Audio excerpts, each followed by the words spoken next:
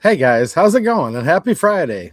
I hope y'all are doing good. And first and foremost, I hope everybody's staying warm, at least as warm as you can be. It's going to be down to about 0 degrees here in Michigan where I'm at in just an hour or two. And it's been cold, way too cold. And for all of you who live in the South that have had these horrendous, deadly ice storms, God bless all of you. I hope you and all your families are well.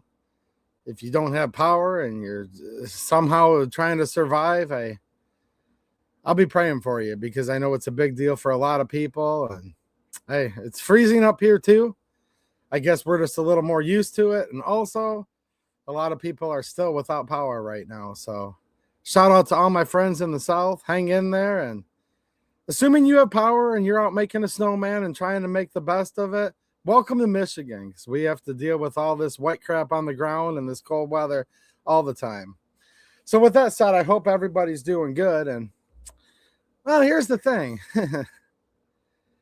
Look, I'm going to have a good time tonight, the best I can, because I already see in the chat a bunch of awesome people. And that's why I do these live streams. And as always, a big shout out to everybody watching on replay. Now, here's what sucks. You look at the title. You can't have guns. You can't walk in with guns. Now, that's actually a quote. And we sat here for 4 years of the first Trump administration. They called him Bump Stock Donnie, Red Flag Pam, and Red Flag Trump. When he said, I don't like bump stocks, let's get them banned, which led to so much more than that. He sat there with Pam Bondi, who's the current United States Attorney General for the Republican Party, and said, I like red flag laws. You remember that? He said, it's called take them quick. Take the guns first, then due process. Quite frankly, a rabidly anti-Second Amendment in many ways. Look, we had to go all the way up to the Supreme Court to overrule President Trump's bump stock ban, which banned a whole lot of other types of triggers and many other things as well. Well, then the former vice president comes in. We used to call him the current former vice president Biden. And he was obviously anti-Second Amendment. We had to sit here for 4 years of him just completely and utterly trying to tear apart the Second Amendment every day, trying to demonize guns, trying to demonize gun ownership, trying to demonize our right to keep and bear arms. And there was ATF rules every other minute. And every day he'd say, you don't need this, you don't need that. If you need more than 10 rounds, you need to be better aim. And that was terrible. And it's a complete abomination to the United States Constitution, which is supposed to be the supreme law of the land, and the Second Amendment, which was the second time the Constitution was amended therein. And now we have the second Trump administration, Trump 47. And hey, so far for the first year, I was on here saying, look, guys, Trump's been a lot better on the Second Amendment. A lot better. Now, here's the deal, and let me get this out of the way. You can't make everybody happy all the time. And I'm not here to tick anybody off. I'm not here to serve just platitudes to try to make everybody happy, but I do want to have a good time hanging out with all of you. But here's the deal. I'm a Second Amendment purist. I'm a single issue voter. And I don't like a big wad of horse poop getting shoved down my face when they attack my Second Amendment and your Second Amendment, no matter which party they're part of. And here's the deal. For the last year I've been on here. Guess who said that quote, by the way? That's a real quote that was just said in the last couple days. Do you think it was Biden or do you think it was Trump? Is there even any difference anymore? I don't know, but let's say this. I try to shoot it to you straight when it comes to this. I give my opinions. That's why you watch. This is not... We do break lots of news on here, but this is my long-form live stream where I just talk to you about stuff. We're going to integrate some current news in it tonight. But at the end of the day, I'm just a guy who wants my dang country back. I want the Second Amendment. The right to keep and bear arms shall not be infringed. And that's it. And that matters to me more than any one person, no matter who they are. It matters to me more than politics, more than parties. I'm not a Republican. I'm not a Democrat. I'm not even a libertarian as far as being a Libertarian Party member. I'm just a guy working my butt off, trying to survive, taxed to no end, with the government's boot on my neck. And I just want to be left alone. And I just want the Bill of Rights. And particularly, I'm focused on the Second Amendment. Now, for the first year, I said, Trump's been a lot better on the Second Amendment than he was his first term. Because he had been. And no doubt, he's done many things already in this first year that's a lot less worse in many cases than the last administration, and in some cases, actually pretty darn good. And I've reported that here. And I meant everything I said because it was all true. When I ripped on him in his first administration, when he was banning bump stocks, when he was calling for red flag laws, all of that, I called it out because it was true. When he's done a little better, he did a lot better the first year of his second term. I said that too. Now here's the thing. This is where it gets tough for some people. Because, trust me, I'm aware that more than half, probably 3/4, if not 90% of all my viewers probably voted for President Trump. Some of you are pretty big fans. Some of you like him even a bit more than a fan. Some people claim he walks on water. Look, there's all kinds of kinds. But here's how this always works no matter what. So don't forget to leave a thumbs up if you actually do enjoy this stream, whether live or on replay. Because when I say good stuff that Trump's doing, people get mad at me. Because there's not much middle ground with this guy. You love him or you hate him. I don't really give a crap about him or any of these people, actually. I think we live in a clown world at this point, and I just want my darn Second Amendment back, actually. That's all this comes down to for me. I like regular people. That's why I like all of you. When it comes to all these people on Capitol Hill, living high up on a hill and lording over us like a bunch of tyrannical rulers, I really can't stand any of them. So there you go. I just got everybody mad. I can't stand any of these people in Washington, D.C. I do like a lot of regular people. And that's the framework I want to set up here. That's where I'm coming from tonight. Because when I say, hey, guys, Trump is doing a lot better. I've been saying that for the last year. I said, now that could change. And when it does, I'll report on it. And it's changed a lot in the last week. Trump's not doing good on the Second Amendment at all. He's terrible. He said reprehensible things about the Second Amendment in the last week. And so is most of his high-ranking administration. And we're going to go through all of them. You might even think some of these people that I'm going to call out are cute. And then I'll get some more thumbs downs from all the simps in the gun community. Which that is a big problem we need to address in this country too. All these darn simps wanting to simp over some chick that has too much plastic surgery and has been rode hard and put away wet. But if they look good on TV, people are always going to find ways to stick up for them. But at the end of the day, here's the deal. A lot of people are going to get mad at me because I'm calling out Trump. But here's the deal. A lot of people get mad at me when I praise him too.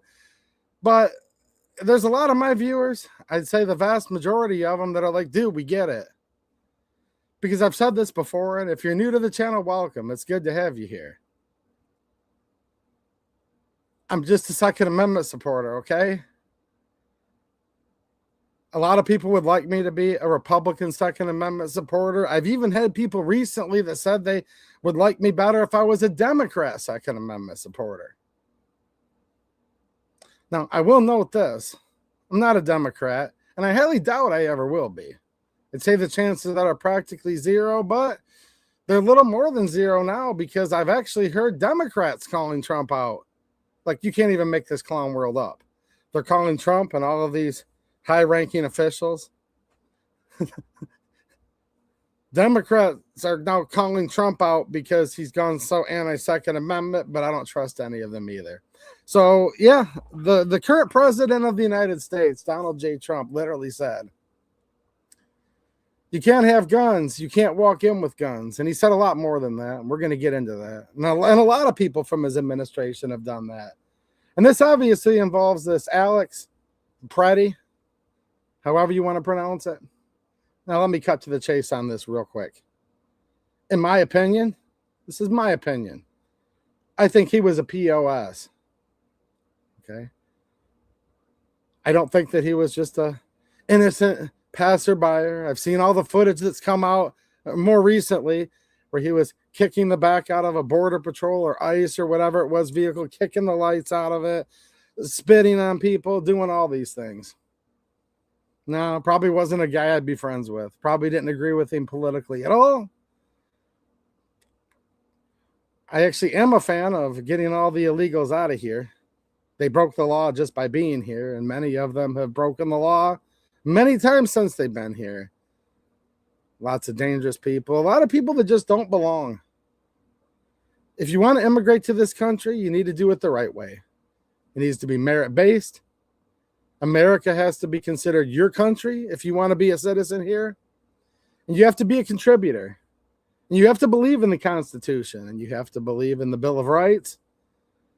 And you have to be willing to assimilate. You have to be willing to learn English. Look, I've talked about this so many times on this channel.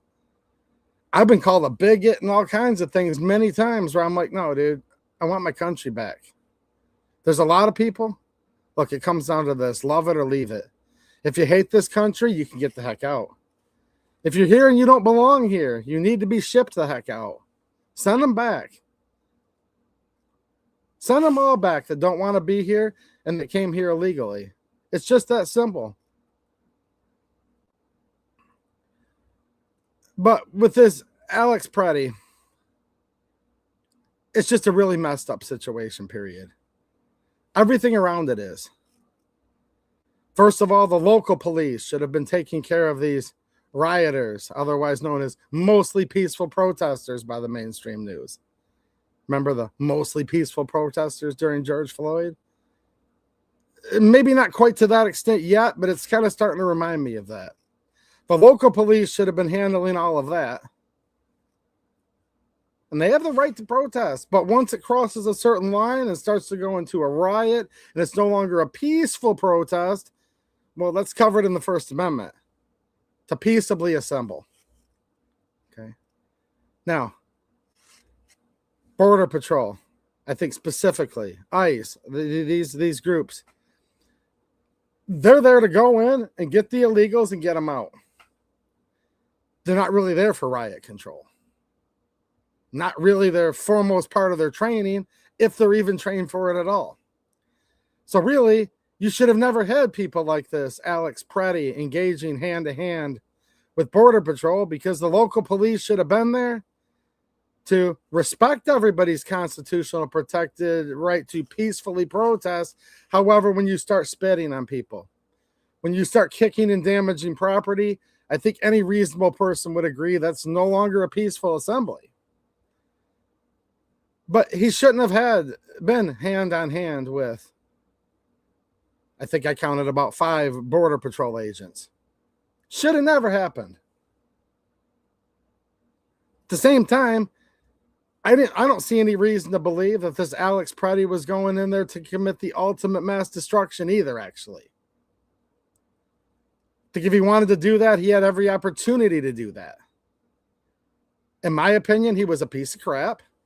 In my opinion, should have he been arrested like a week earlier, whenever it was, when he crossed the line, like no questions asked, from peaceably assembling, peacefully protesting, to out and out destroying things and spitting on people, which is not okay. It's illegal and it should be illegal. You shouldn't be allowed to spit on people. That's bodily fluids. You should get people sick.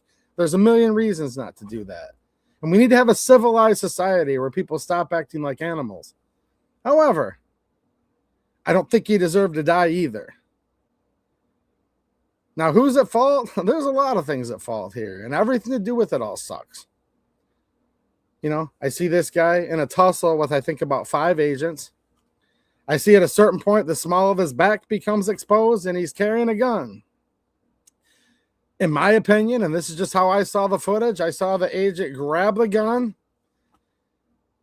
and instead of immediately racking it to get it clear, which is what I would have done. No, I'm not a Border Patrol agent. It's easier to do Sunday morning QB.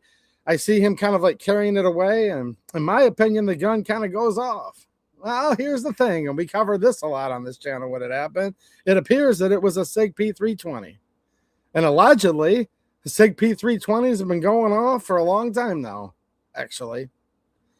They yell, gun, gun, the gun goes off.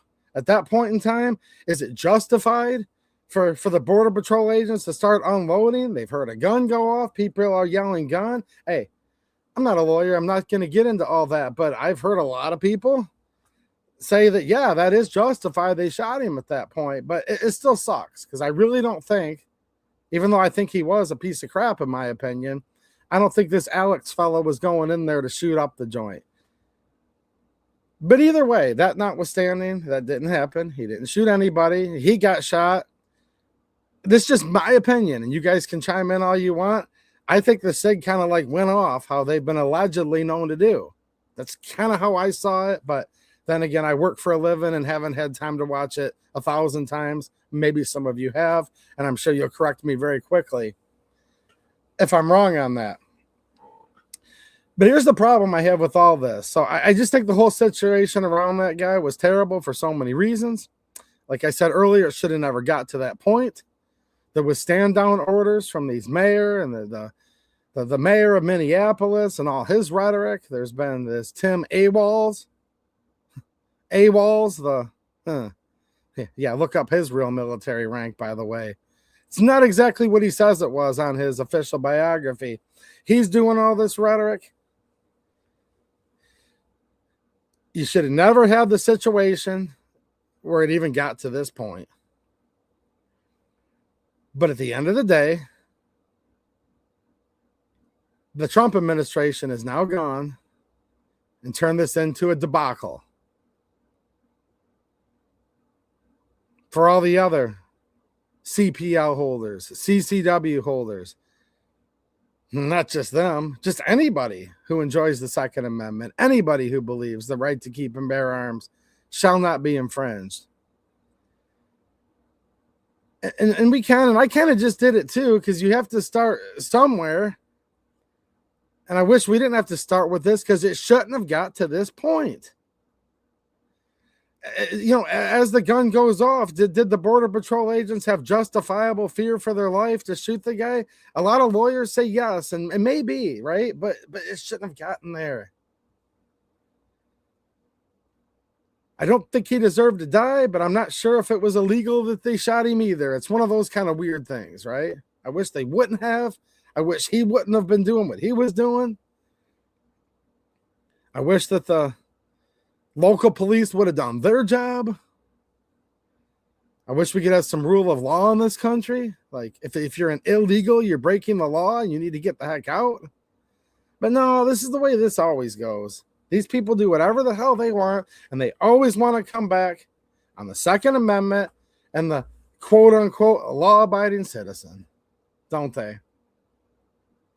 And now you've got all these people from the Trump administration saying like nobody needs to carry 2 magazines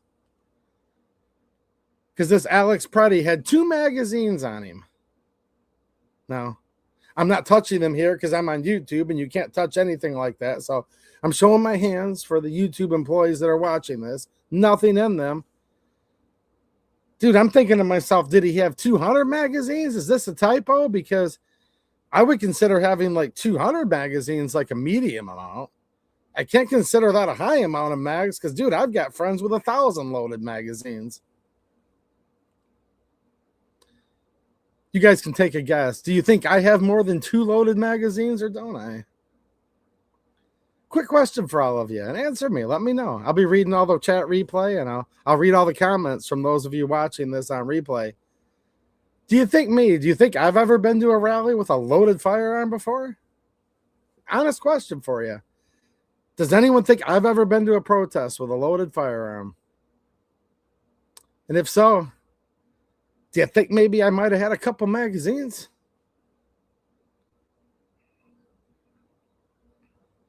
No, here's the deal. The Constitution's being tread on right now. The Second Amendment's being tread on. The Second Amendment's being disrespected. And all of us who carry a gun and go to protests, they're being very disrespectful to people like me and people like you. And it sucks to say this, but Donald Trump's being very disrespectful to us. He's not respecting the Constitution. And Kash Patel is being very disrespectful to us right now, and he's not respecting the Constitution. Neither is Kristi Noem, neither is Caroline Leavitt, neither is Bill Asaley, and neither is Pete Hegseth. And there's actually many more than that. But I'll just get started with those for now. And if we feel like it, we can even get into more than this. It's gotten to the point where the president of the United States, the Republican, that if I had to guess, probably most gun owners voted for, probably most Second Amendment supporters voted for. If I had to guess, if somebody's main ethos is shall not be infringed as they're carrying their gun, probably the vast majority of them voted for Trump over Kamala Harris. Kamala. Did you all vote for Kamala? Probably not, if I had to guess. Well, why didn't you vote for her? Oh, of course not. Her whole rhetoric is you shouldn't have a gun. Then you vote for this guy, and he comes in. And what does he say? And I quote, and I have the receipts, I promise you. I would never make such an accusation if I didn't have the receipts. You didn't vote for Kamala, did you? But a lot of people voted for Trump. He was doing good for the first year of the second term. And then I quote, you can't have guns. You can't walk in with guns. And that's not me cherry picking. Those things were said back to back. And we're going to get into all this in just 1 minute. I do want to ask you guys a quick question, though. Last live stream, last Saturday, I went over Michigan House Bill number 4284 during my normal weekly live stream. I did it on a Saturday because, well, I've plowed snow like every day for almost 3 weeks straight, except for the last 2 days. I'm finally getting my days and nights turned around. And a lot of you guys enjoyed that. A lot of people watched that video. It has almost 13,000 views. And I think a lot of you watched the whole thing. It was like an hour and 10-minute video, and you really appreciated it. Now, if there's a few people that want to ask me politely, I may be willing to do a little bit shorter video of this, just summarizing, okay? Now, and I don't like kiss my you-know-what. You don't have to like grovel. Just, if you just kind of like ask me politely or neutral, just like, yeah, dude, I would enjoy that video. I might have time to do it this weekend. I also have 2 more House bills that also have to do with Michigan CPL and how they're going to be treating the CPL going forward that have also passed the House. And I have 2 options for you. So tell me which one you like or both, either live or on replay, because I'm giving you guys like a day here to take a little poll. Maybe I do another live stream, maybe either tomorrow night or Sunday night, talking about more Michigan CPL stuff. And then maybe that'd be cool. Or maybe I do that as well as next week, bleed out in consecutive days, 3 separate shorter videos. Does that make sense? And let me back up to what I was getting at. When I say just like ask me in a neutral way or politely, and I might actually do it. Say, here's the problem we have right now. We have lots of problems. We have the Republican president saying, you can't have guns. You can't walk in with guns. Here's another problem we have. We have a lot of stupid people out there. Look, here's the deal, man. I've been on YouTube a long time now. I know excellent people when I see them. And I see excellent people in the chat. And thank you for answering. Just let me know what you guys think. See, there's good people. Look at these guys. Fun to learn. There's Mike McClune. There's JR. There's Jim March.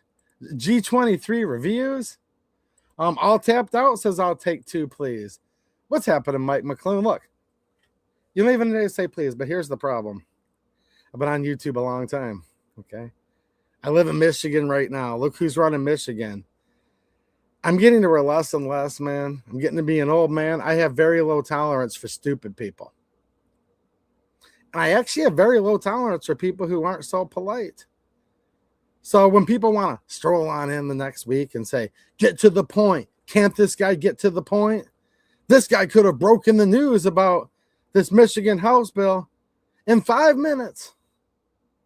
I could have, but here's the problem. I didn't want to, because I do my weekly live streams because I get into depth. See, that last live stream wasn't just about the House bill and that they're going to reduce the CPL fee from $115 to $30. We got into a lot more than that, didn't we? We talked about how they're trying to get rid of he and she. We talked about how they're trying to get rid of the word the people. I can show you later on, and maybe we do a live stream and some separate videos, because I can also show you as these bills are unraveling that on its face, there's 2 more things that would drastically change Michigan CPLs that have passed the Michigan House. They're one step closer to becoming law. But I've also been deep diving these bills, and they're getting rid of more things in this country. And they're getting rid of more things specifically in the state of Michigan. And look, here's the deal. You can't get into in-depth things, which we do here, in 5 minutes. That's one part of it.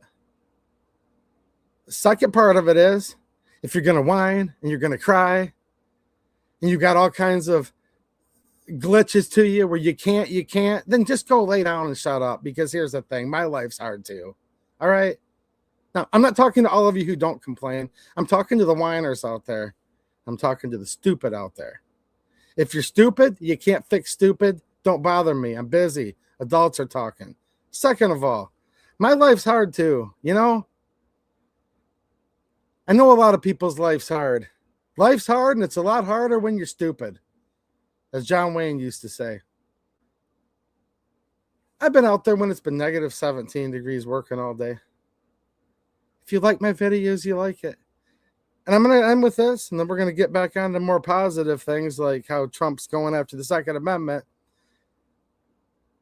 I have the same exact views with my viewers as I do my country. If you belong in this country, I want you here, man. I like my fellow countrymen. I hate my government, but I love my country. But if you don't like it, you love it or leave it, you can get the heck out and don't come back. Don't let the door hit you in the butt. Get out if you don't like it. That's how I am with my country. Well, here's the thing. I'm the same way with my channel. Love to all of you guys, man. There's lovely and awesome people here. That's why I'm here, so I can be with all of you, obviously. Because if I didn't want to be hanging out with you, I wouldn't be here. You know, I didn't make 1 penny off my last live stream, but I spent $30 in diesel just to get it warm enough to sit here. And a lot of you did help with that by being monthly supporters. And I'm going to thank all of you in a minute. I'm not doing this for the money. I got 0 ad revenue. I don't turn on ads for any of these streams. I didn't get any super chats last week. I'm here because I want to be here. And I want to be here on this channel for people who want to be here. If you don't like my videos, if you don't want to be here, then get the heck out. It's literally just that simple to make everybody happy. If you guys are wondering, yeah, lots of people whined and complained because they didn't understand it was a live stream replay. So if you like being here, I want you to be here. Welcome. Good to see you all. If you don't want to be here, get out. Just shut your mouth and go lay down. Is that fair enough? So we're going to get into more of this, but before we do, I want to thank all of you for the many ways you do help support this channel. Thank you to all of my channel members. I see the GD Bacon has just rolled in. How you doing, man? Nice to see you. I do appreciate all of you. So thank you. You guys are my channel sponsors. Literally no ad reads. I don't even turn on ads for these videos, these live streams at all. Okay. And also thank you to all my Patreon supporters, as well as my local supporters, which is a different site that's censorship free. We had a really fun live stream after the last YouTube stream last Saturday. You guys can go watch the replay of that. If you want to see a whole nother side of this channel, we were doing stuff on that stream that we just can't do here on YouTube. So make sure you check out that as well. And if anybody would like to leave a super chat tonight, I do appreciate it. And I do see I have one here, and it's from my friend Ron Wayne Official, channel member and a 556 super chat. Well, thank you, Ron. He says, happy Friday, y'all. Thumbs up for 2A EDU. Well, thank you for the thumbs up, good sir, and for whoever else left one, because I ain't happy with Trump this week. So I'm going to get tons of thumbs downs.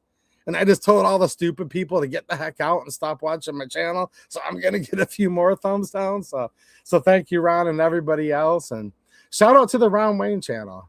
He's been a good friend of mine for a long time. So after this Alex Preddy situation, Trump comes out. I thought to set the record straight after, well, let's see here. And I'm going to go back through. Let me know what you want me to do with this Michigan news. There's 2 more CPL bills.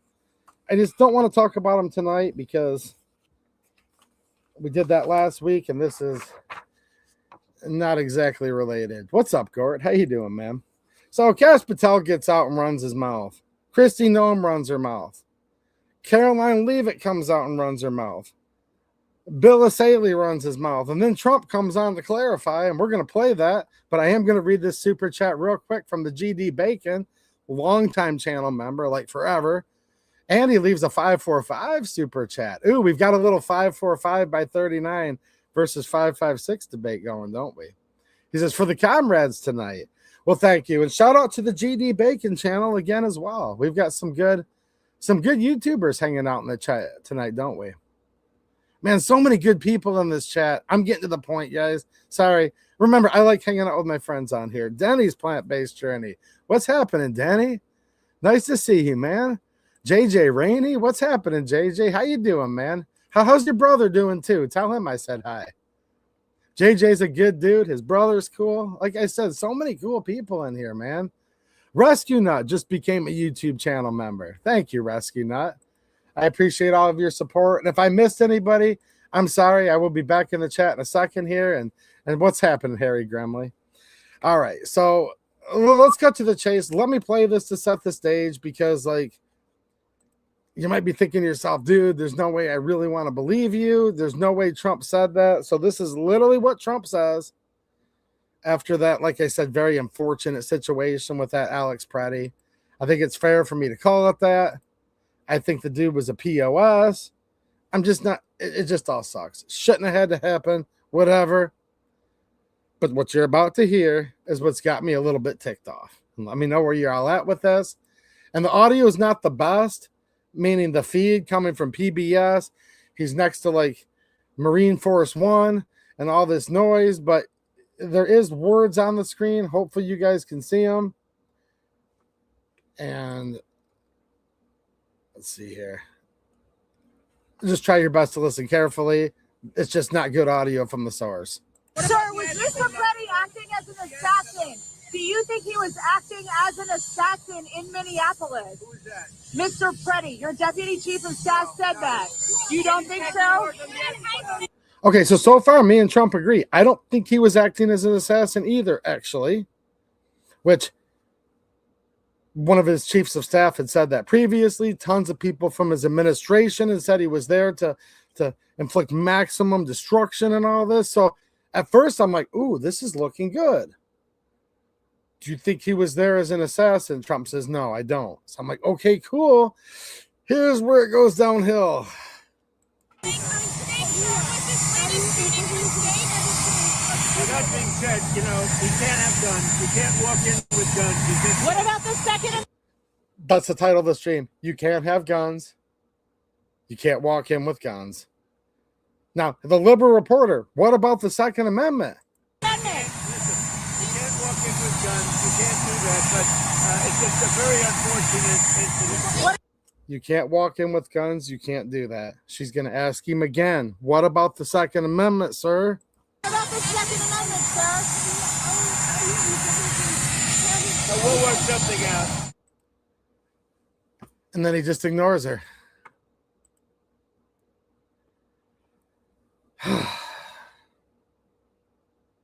What do y'all think of that?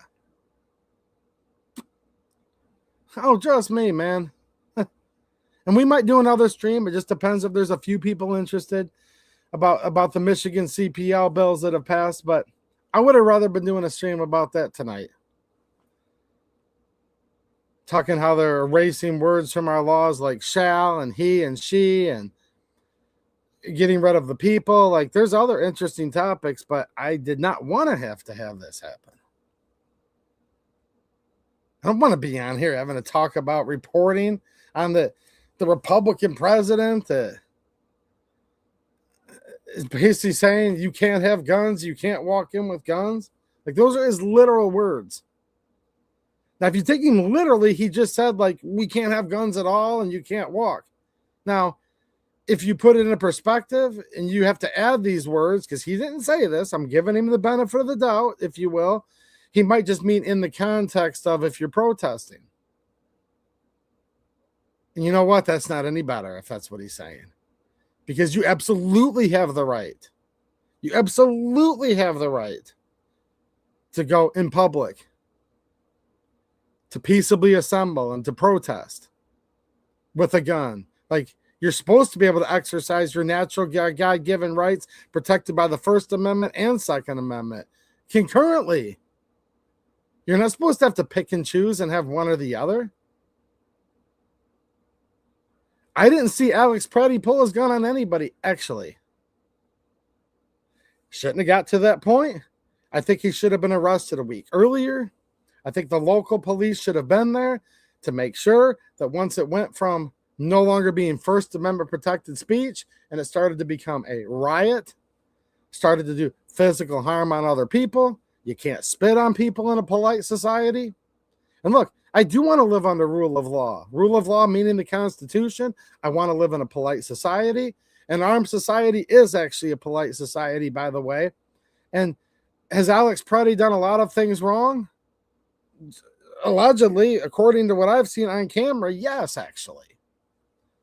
Does it appear to me there was probable cause that he could have been arrested and in jail? Like from days prior? Yes, actually. So did this guy do things wrong? Yes. Did he shoot anybody? No, actually he didn't. Did he draw his gun? No, he actually didn't. He got shot after the cops disarmed him. So if anything, and I'm not necessarily for or against this, I'd actually like to ask all of you, because it's an interesting sidetrack, but maybe we need to disarm the police if we need to disarm anybody over this, because the cop, either it was a SIG P320 doing P320 things, either it went off on its own, or the cop pulled the trigger, the Border Patrol agent, whatever you want to call him, the agent. The gun went off when it was off of the person of the guy that ends up getting shot. Look, if Alex Preddy needed to go to prison for stuff he did, maybe that was the case with due process. But this whole, like, a gun goes off in the hands of a federal agent and then they pepper the guy with 10 bullets and then they come after our guns? Are you kidding me right now? Maybe the cops were justified. They said gun, they heard a gun. But look, shouldn't have even gotten to this point.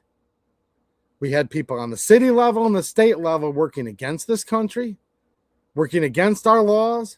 The law of the land says that if you're illegal, you need to get the heck out. Just being here is a crime if you're illegal.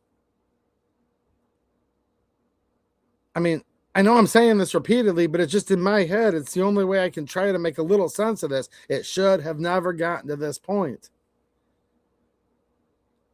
But I didn't see Alex Preddy actually try. I didn't see him try to hurt anybody with a gun at all. Did anybody see that? Is there any evidence of that at all?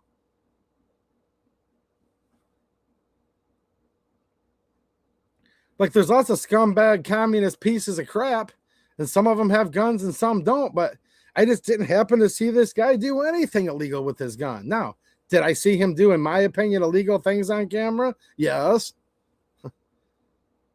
Should have he maybe been in jail from when he was kicking that Border Patrol vehicle and spitting at agents a few days or a week earlier? Maybe. And see, here's what it comes down to, and I've been saying this for years. Here's why I don't believe in gun control, because it doesn't work, because it comes this simple. If you're too dangerous to own a gun, you're not safe to be among us. So that's the question. If this Alex Preddy was so dangerous from all the stuff he'd done previously, why was he among us?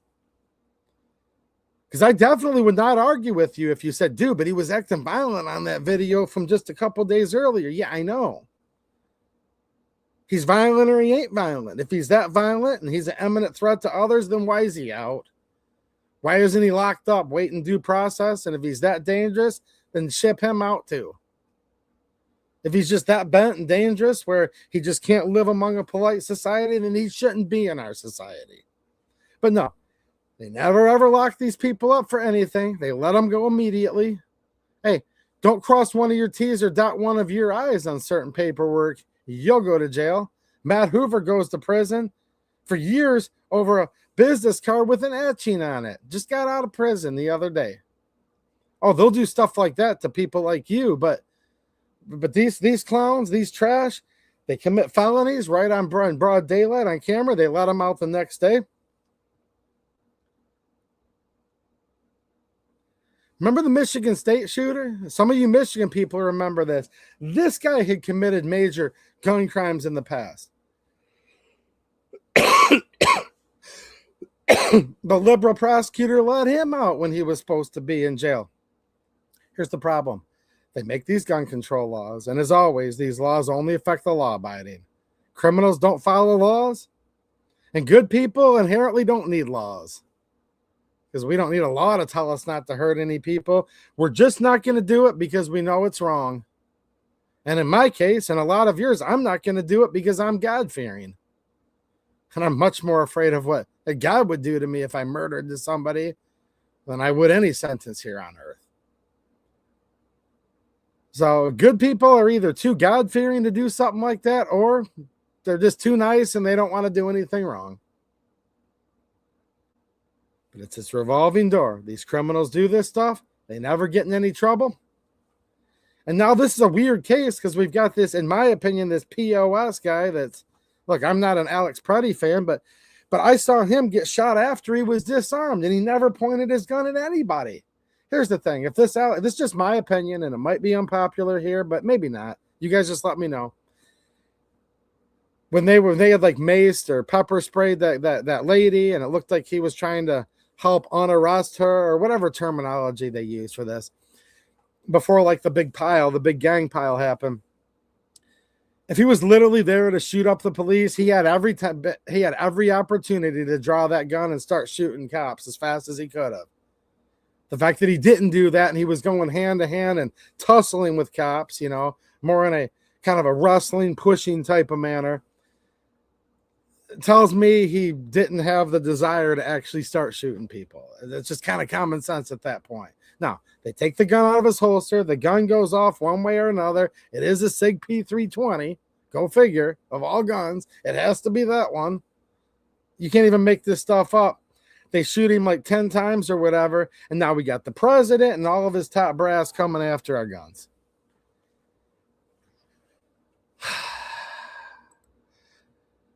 Thank you, Full Auto 556. I appreciate that. He said, if you're watching now, give our boy a thumbs up and a like. Well, thank you. I appreciate it. Hey, Alex went looking for trouble. I'm not going to argue with that.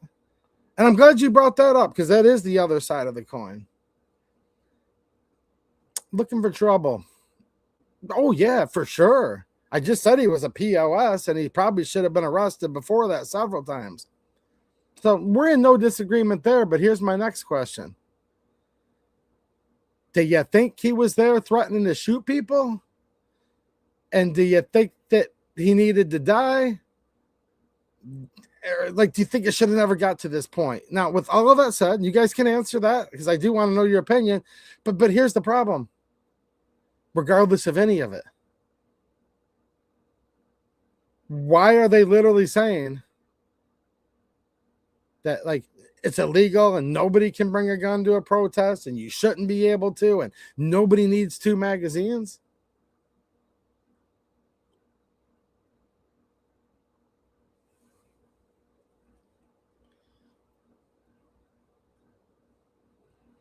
Take it easy, GD Bacon. Nice to see you, man. Hey, he brought it on himself. That's what almost everybody's saying right now in my chat. What did he bring upon himself, though?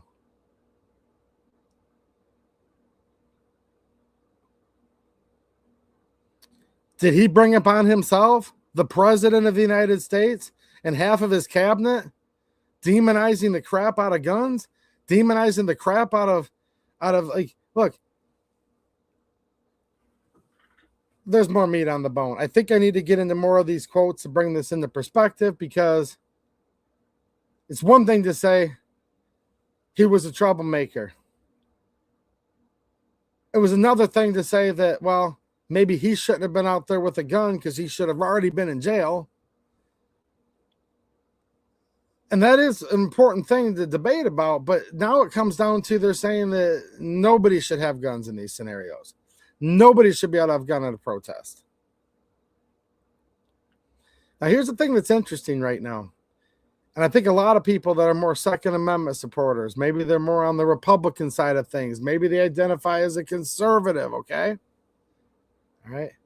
They're going to say, yeah, but the other side, the commies and the Antifa and the people we don't like, they shouldn't be able to have guns. That's what most people are saying in our type of crowd, you know. But here's the thing. This is all reciprocal, because when Biden was in office, we were considered the other side. And they said the other side shouldn't have guns because we were considered the insurrectionist. Remember, if you voted for Trump the first, second, or third time, you were automatically called an insurrectionist.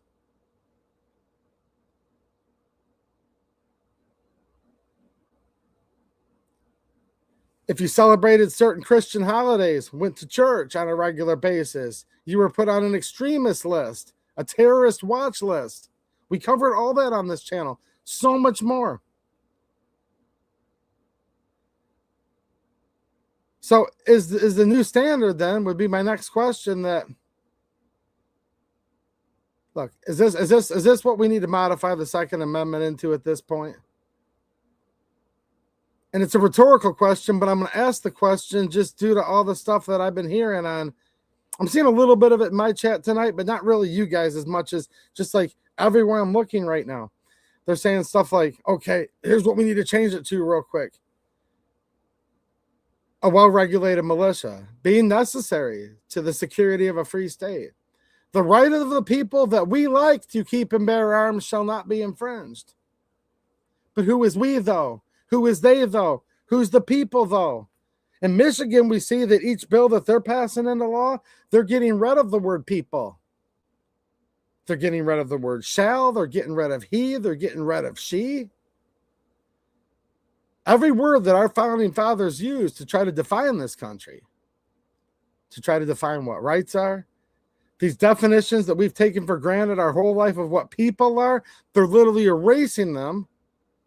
And I have a lot more subject matter on more of these Michigan bills that are getting passed that could become law. They're changing what all of this means right now. So I'm going to go back to this again. If you're part of the people, what does the people mean? First of all, we've talked about this many times. I can summarize it again if anybody needs to hear it, but the right of the people to keep and bear arms shall not be infringed. To be a person, you would have to be a citizen. Now, if I had my druthers, if I could take it back how it is, I would probably go with the model of the Naturalization Act of 1790. And I'd be just fine with the Naturalization Act of 1795. In 1790, right after the Constitution, the ink was just dry on it. It had settled in as the law of the land. Congress was just starting to pass laws. Now, keep in mind, the Second Amendment and all that had been written by then, but hadn't gone into effect yet. That was 1791. So we're right at the period. I'm going to give you guys laws from 1790 and 1795, with the Second Amendment getting ratified in 1791. This is the epitome of the founding era. Okay? So right around the time the words written that we all love so much, the right to keep and bear arms shall not be infringed. Who could be a citizen of this country? Well, it'd be the white male, land or property owner of a good moral character. So if that's the only people that have the right to keep and bear arms, I'm actually fine with that, actually. Then that's what it is. Now, states would go on to have their own versions of who could vote because voting was done by states, but Citizenship, Naturalization Act, and you had to be here for 2 years. You had to be here for 2 years in the 1790 Act. 1795 went on to repeat much of the same, but it updated and said at that point you needed to be in this country for 5 years. White male landowner or property owner of good moral character. Like I said, I'm not even joking. It's not a gotcha. I'm actually totally fine with that. Let's go with that. And there we are. No one else is a citizen. Nobody else can vote, and everybody can just leave. We can do that if we want. Now, a lot of people are going to be, oh my gosh, two-way EDU, you're a bigot, you're a racist. Well, then what do people want the Second Amendment to be?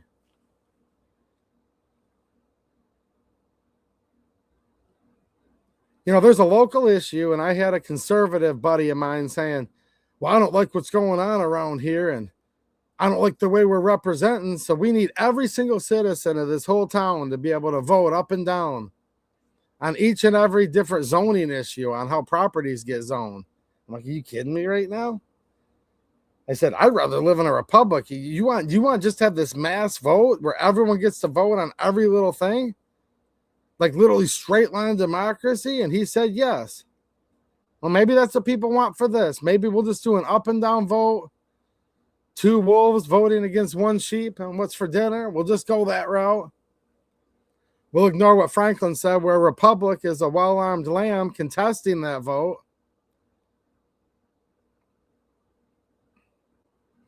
And I guess we just have a yay or nay vote. Every Second Amendment supporter says, well, I get to pick who has it and who doesn't. Maybe. Now, to me, it comes down to this. Back to how all this started and where this shouldn't have happened. I do support them removing all the illegal people. Look, all the illegals in this country were offered large sums of money. The government would pay them money to leave, and then they could still have the opportunity to apply for citizenship the right way.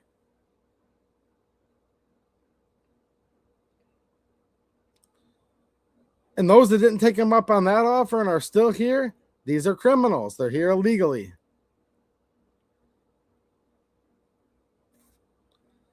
So now I don't think, here's the problem. When it comes to the Second Amendment for illegals, I don't even like to engage in the conversation. It should all be a moot point. They shouldn't be here. And since they're not here, there's no more talking about it. If you're not allowed to be here, then you're not allowed to be here. You can take up with whatever other country you live in, whether they're going to honor or defend your God-given right to keep and bear arms. But this country spread so thin. We have a fiat fake currency. Look how much gold costs right now. Look how much silver costs right now. We can't take care of everybody in the whole world is what I'm getting at. If you can't be here, then you need to get out and you can't be here. So that's a moot point. You know, it's kind of funny, real quick, to digress a second. Somebody said, can you believe it? Gold's gone up to 5,000 an ounce. Silver's gone up to 118 an ounce. I'm like, no, it didn't. It didn't go up. Like, well, yeah, it did. It went up. I'm like, no, it didn't. Because here's the thing. Gold, that's actual money. Gold's money. The United States dollar is fiat currency. Fake currency. So really what that means is gold's worth what it's worth. And if all of a sudden it takes like twice the American dollars to buy an ounce of what it did just like the other day, that shows you how fast the value of our fake currency is worth compared to actual money. Now, I'm not an economist, but that's a real simple rundown of it. Gold's going up, or is it that the US dollar is crashing very quickly? Look how much money was printed in the last 4 years, 6 years, 8 years, 12 years. Look at the Kung Flu, how much money was printed. So I get it, man. We're watching a country that's literally falling apart. You can't even have a country without borders. We have foreign invaders. We have pirates taking over this whole state. Just think about this for a minute. Pirates were one of the biggest concerns of the founding fathers. Had to raise up the United States Marine Corps again to send them out there to be armed escorts and guards for the merchant ships so the colonists could get supplies. You know what I mean?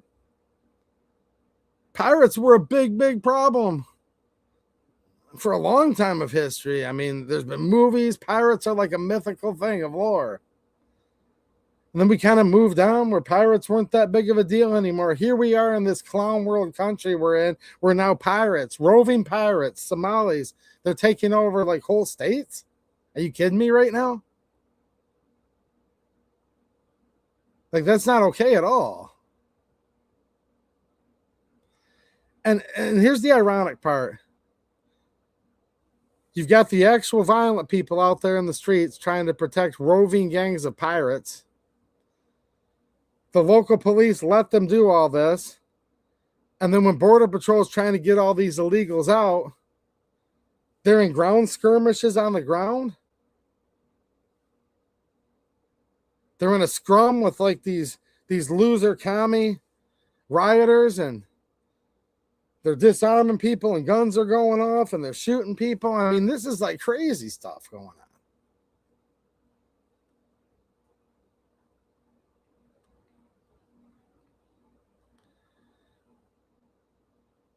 And now we got all these people from the Trump administration saying that if you have 2 magazines, that's too many, all of this. I'm going to get in and play another clip and read a couple things. But I do want to read a couple of these super chats real quick, which I appreciate, guys. Thank you. Denny's Plant-Based Journey. Channel member for 59 months. Wow, that's a long time, dude. Thank you. He says, howdy. Have Bing Bang will travel. Bing Bang and Bang Bang, right? What's happening, Denny? Nice to see you, man. I hope you're doing good. Rescue Nut, channel member, and a $10 super chat. Well, thank you, Rescue Nut. He says, I appreciate you, brother. Well, I appreciate you too. Thanks, man. A couple gallons of diesel fuel for the good old heater over there. Fun to Learn, channel member, and a $5 super chat. Thank you, Fun to Learn. I appreciate you, man. He says, warm up your toes. Grass season's on the way, hopefully. Hopefully. I'm going to be mowing snow, I think, in May if it keeps up at this rate. Thank you, Fun to Learn. I hope you're doing good, man. Soup 222 with the super chat, $5. Thank you, Soup. I appreciate you, man. He says, I do leather work on the side and donate a portion to Pro 2A orgs. Smoke and barrel leather on the old face bag. Thank you for your content. Michigan 2A life for life. Well, thank you, man. I appreciate you, dude. And yeah, definitely check him out over on the old face bag, if you know what he's saying there. And see what he's doing. I'm not real familiar myself, but I will check you out, dude. And yeah, send me a message later and we'll see what you got going on, man. Keep up the good fight, and we might do a separate Michigan stream yet again this weekend. So that was the one thing from Trump. Now let's watch another thing that he said, because yeah.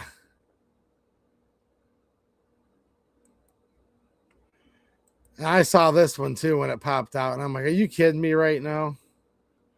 And look at this little girl back there. She's got her John Deere hat on. She's got her Trump hat on, and she's just sitting there like bobbleheading and nodding to everything Trump's saying. And it's like, man, see, I've been raising my daughter her whole life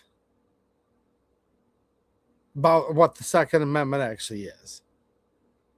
There's no gun control that's acceptable, and that we don't demonize people that own guns.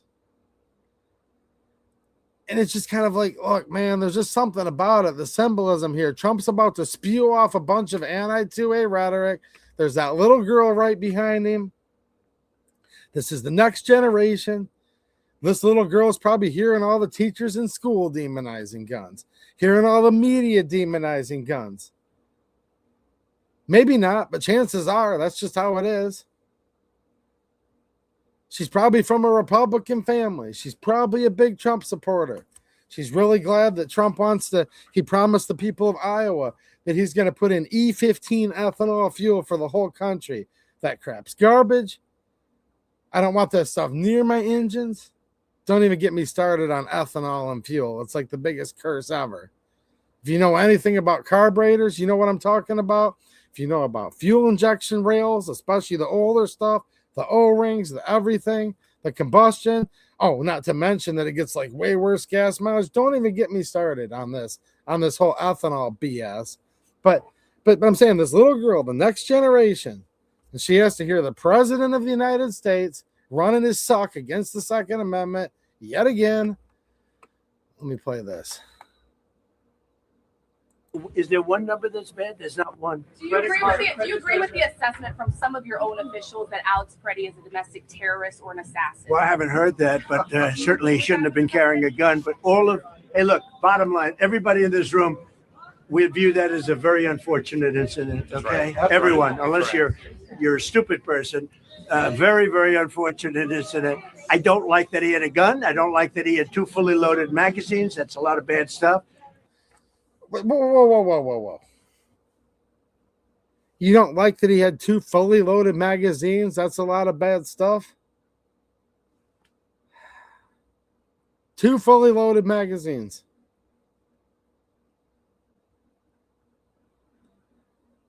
I've seen evidence, in my opinion, that this Alex Preddy should have been arrested multiple times. None of it had to do with him having a gun, though. When the guy was kicking that light fixture out of the back of the vehicle and spitting on people. I don't know if he had a gun at that moment or not. Why? He never drew it. He never showed it. When he got shot and killed, the Border Patrol agent had Alex Preddy's gun in his hand that Alex Preddy never drew from the holster. Here's the thing. Was he a bad guy? Probably. Most of you are saying, well, he had it coming. I don't know if he had it coming or not. It's a really crappy situation. It should have never got to that point. However,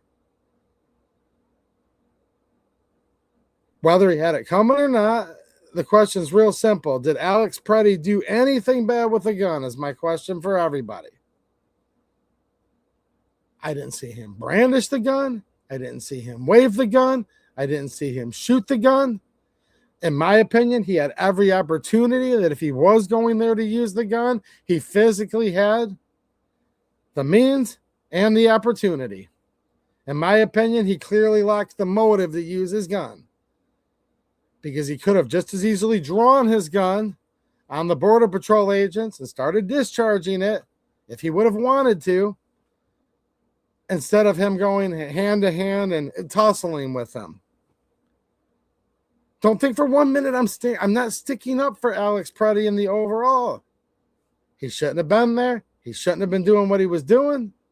The local police should have had him and those people arrested a long time ago. All of that's still true. I'm just saying.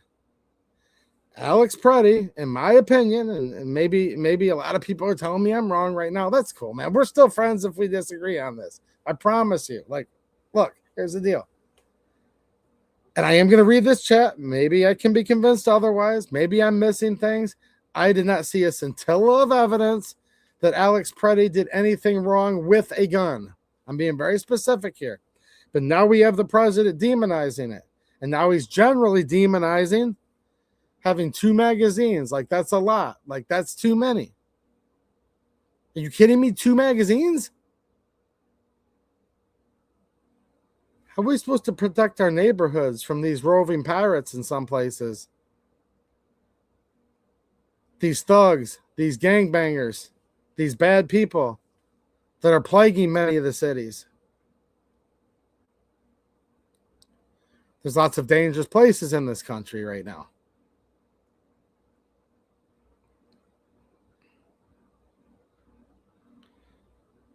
The government's very dangerous. How are you supposed to protect yourself from a tyrannical government? 2 magazines? I would argue if somebody was truly trying to stand up against the government, if they were truly trying to have a showdown, if they were truly trying to, all these different things that people are talking about, I would say 2 would be not enough.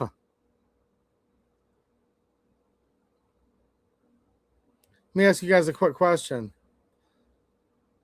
Let's just do it with a broad brush, because there's always going to be some nuance, but don't think too deep into this. It's not a trick question. The United States Armed Services, the infantrymen, the riflemen, the people that go out with an M4 slung across their chest, they go into battle. Do they carry less than, equal to, or more than 2 magazines?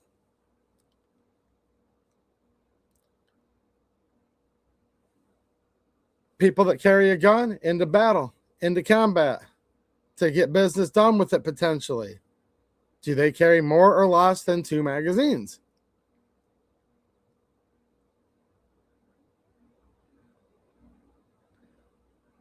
So if the bad guys carry however many magazines they want, if the government carries however many magazines they want, bad guy, and in many cases the government, I just repeated myself, actually.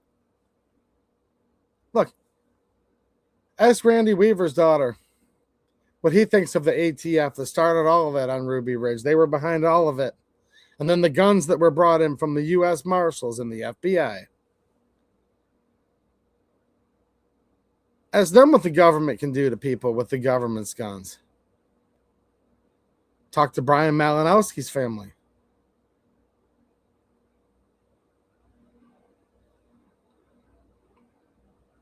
Talk to all the women and children that were burned to death in Waco, Texas. Oh, you can't, because they were all burned to death.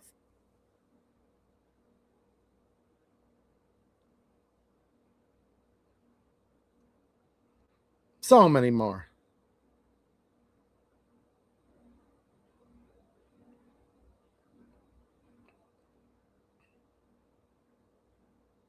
Two magazines is too many? For what?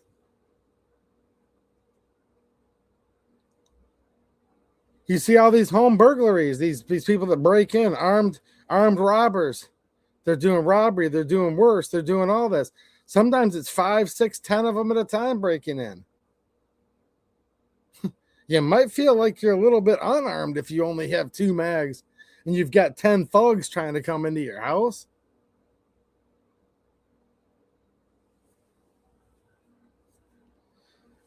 I'll answer my trivia question from earlier. I said, do any of you think I've ever gone to a protest? To protest against my government? Against gun control that's being passed? Things like this? Have I ever gone there armed with a gun? Yes, I have. Have I had more than 2 magazines with me? Yes, I have. There you go. Yes and yes. And despite that, I say that's a very unfortunate. You said that you are the de facto president of Venezuela. I don't know, maybe you were joking when you said that. Is the person very, very unfortunate incident. We view that as a very unfortunate incident. And it is Okay? unfortunate. Everyone, unless you're a stupid person. Very, very unfortunate incident. I don't like that he had a gun. I don't like that he had 2 fully loaded magazines. That's a lot of bad stuff.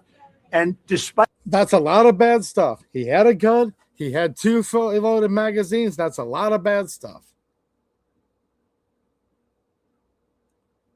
What's bad about having a loaded gun and magazines?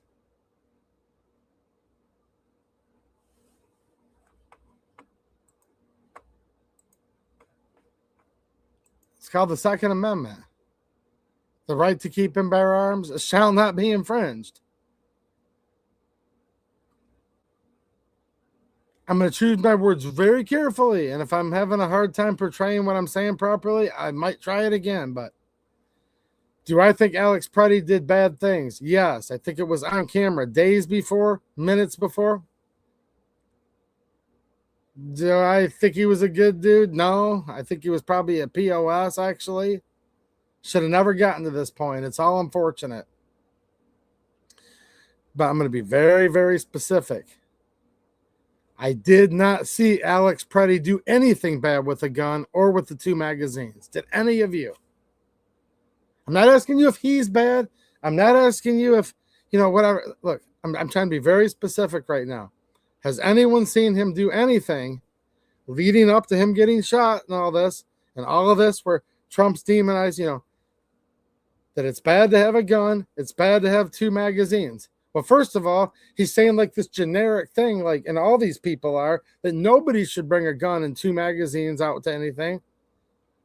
That's an insult. But did anyone even see Alex Preddy do anything with his gun? Actually? Oh, you did see it. You did see it. See, there you go. I might have missed something. Did anyone else see it? Here's what I saw on the footage. I saw he's in a tussle on the ground using his hands. Okay. He's fighting. He's committing crimes. I get all that. He committed crimes days earlier. Of course. I didn't see Alex Preddy draw his gun. Okay. I didn't see him draw his gun. Right. I saw the small of his back get exposed, right? Because his shirt's coming up, his jacket. I see a cop pull Alex Preddy's gun off of his body, and then they shoot him. So, look, let me be more specific. I didn't say, did Alex Preddy do anything wrong, and he also had a gun. I'm just asking if anyone out there. So that's not what I'm asking. Did he have a gun? Yes. Was he doing things wrong? Yes. Very specifically, did he do anything with the actual gun? Did he try to draw and shoot people, but he couldn't in time? Did he brandish it? Did he wave it about?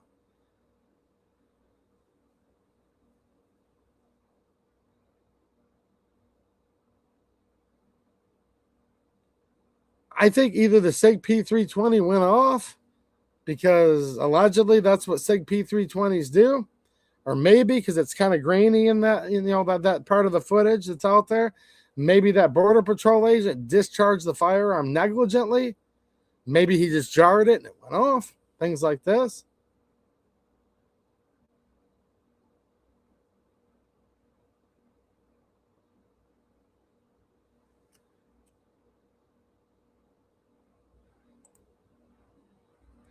People saw him pulling the gun, I guess. Well, actually, it's just this one guy repeating himself like crazy. Did anyone else see Alex Preddy draw the gun?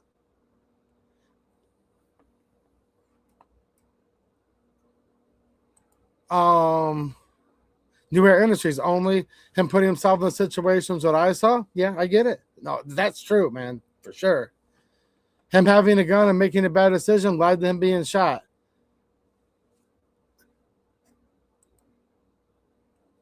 Yep.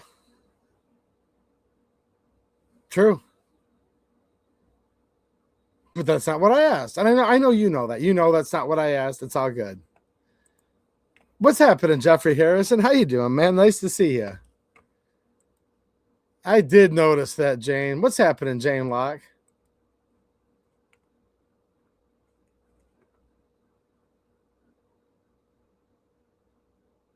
Okay.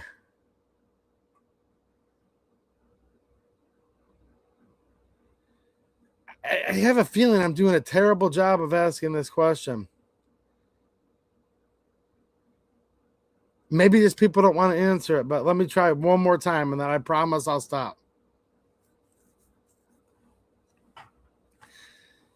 Let me think of how to do this, and I'm not being sarcastic at all. Clearly, I'm trying to be very specific. let me back into this. I'm not asking if Pruddy ever did anything wrong. I'm not asking if he had it coming. I'm not asking if the cops were justified. I'm not asking if he deserved to die right now. I'm not asking any of that. Okay? Now, these are interesting conversations, and I welcome all of them. But right this second, I'm literally asking, did anybody see him do anything wrong with the gun itself? Not do anything wrong, and he also had a gun. Did anybody see him pull the gun? Did anyone see him brandish the gun? Did anyone see him discharge his own gun? Did anybody see him shoot anybody? Try to shoot anybody? I'll go further. Did anyone even see him reaching around trying to grab it? I didn't. It's very possible I'm wrong.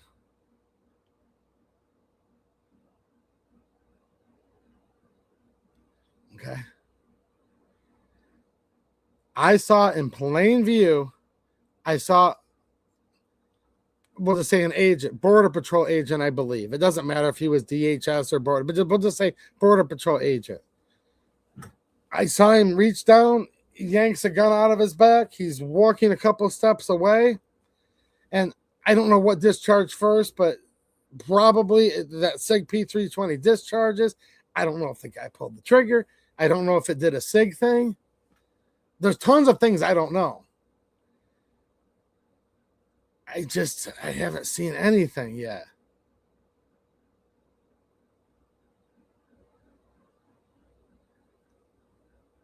So the whole thing that's interesting is it's like, why is Trump and all these officials demonizing the gun, saying 2 magazines are different? And really, this just doesn't happen to be like a gun issue at all. See, it's not like an issue where this is just my opinion. And again, I might be wrong. Some people are telling me I'm wrong. Whatever. It's cool. So I'll just give you my opinion with all that said. And I am glad. I'm glad all of you guys are answering me, because I did want some more feedback. Okay. I do want some more feedback. I saw it was like 5-on-1. Maybe in his mind, he wanted to grab his gun at a certain point. We could all speculate on that, but I didn't see him try to grab his gun. I don't think he physically could have at that point. I mean, he was kind of dogpiled. You know what I'm saying? There was a lot of people on him. So I just don't. This isn't a gun issue, is what I'm really trying to say with all this, in my opinion. No gun was used in any crime like this. It just, I still think, and this is my opinion, I'm making this very clear, I think that SIG 320 just kind of went off.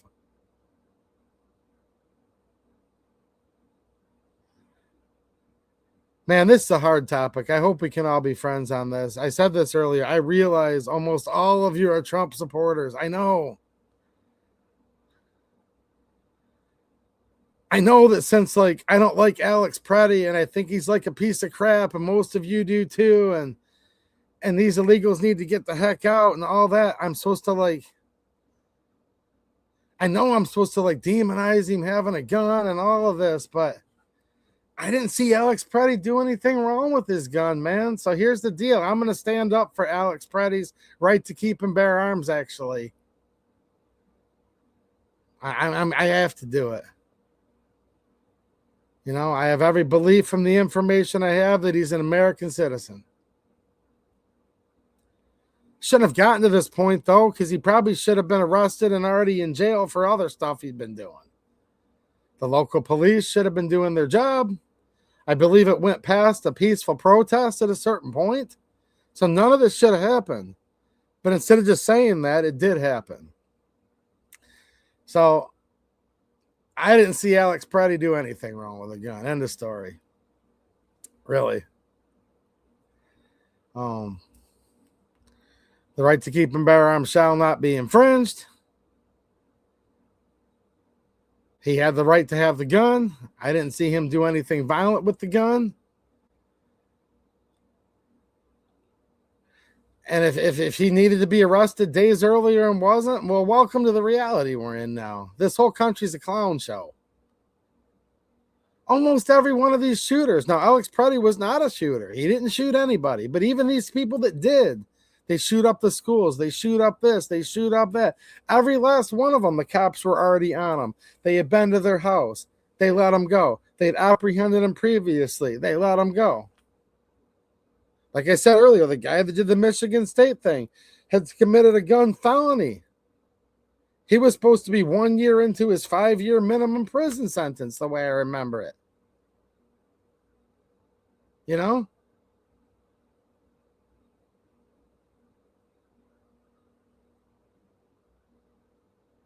It's just weird, man.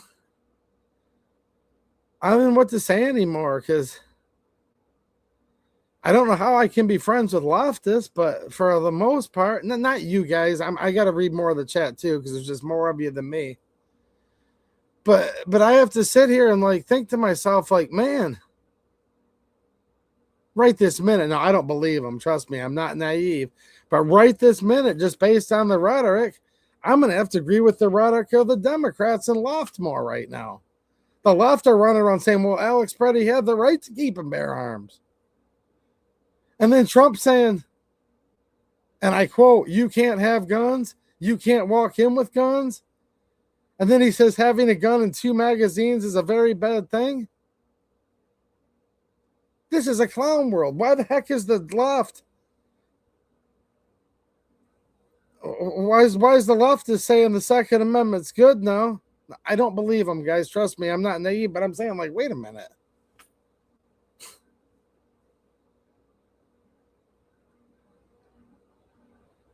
I guess this is why I can't stand this 2-party system we're in.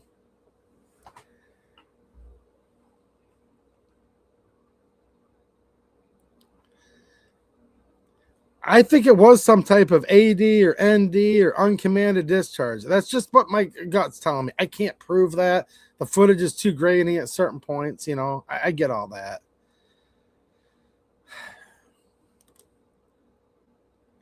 But really, though, besides however the gun discharged, I don't know.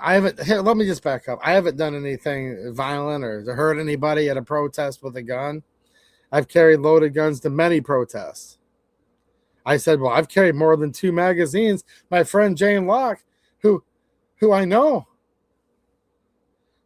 because I've seen her. She's been to a lot of the rallies with me. We've driven together to Lansing. We've hung out.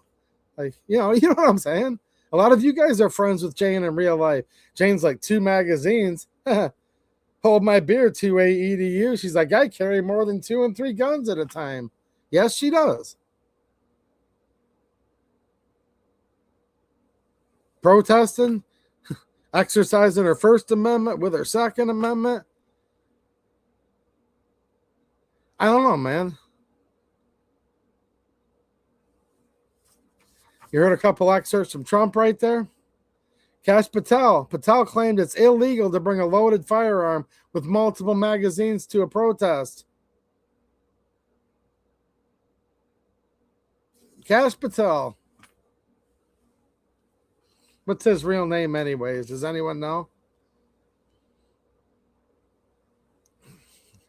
What's the head of the FBI director's real name? Kash with a K, in case you're wondering. When I think of Kash Patel, I just think of stuff like baseball and apple pie and just things like this. You know what I'm saying?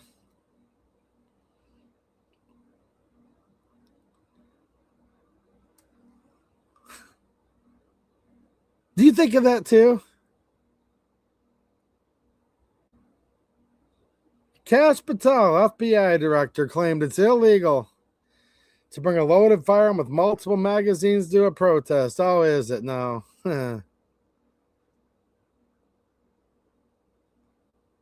He's very American. He's heritage American. Just think about this for a minute. Do you realize 3/4 of the people in charge of you right now wouldn't have even been a citizen under the Naturalization Act? See, here's the deal. Back when we actually had a Second Amendment, when it was written and it meant what it said and it said what it meant because they had just written the darn thing, 1790, 1795.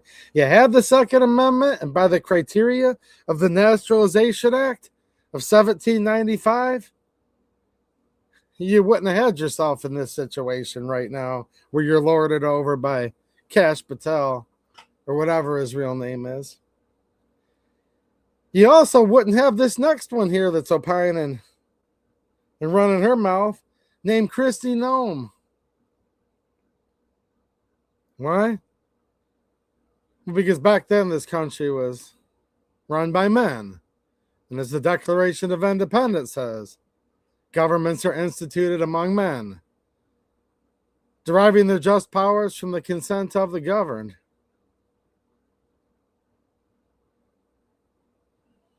And then they got their civil rights, didn't they? And in typical fashion, you gave them their rights. Not all, not literally all, but pretty much all of them. They didn't know what to do with it. So I'm sitting here right now, and we need to repeal the 19th Amendment, by the way. Talk to our friend Rosie, who hangs out in the chat. She actually left a really good comment on last week's live stream. But YouTube shadow banned it, and you can only read it by sort by newest first. Did you guys know that? That's the loophole, by the way. If you want to see a lot more of the comments on the replay, you have to sort by newest first because YouTube shadow bans a lot of them. Only the good ones do they usually shadow ban. Little trick. Maybe it'll help you out sometime.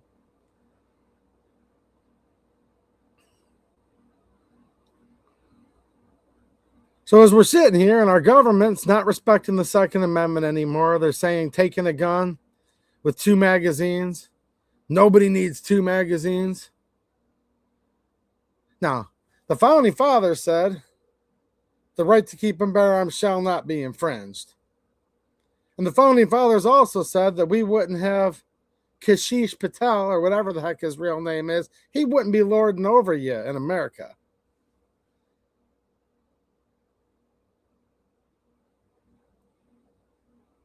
And you wouldn't have a Kristi Noem coming in there running her mouth.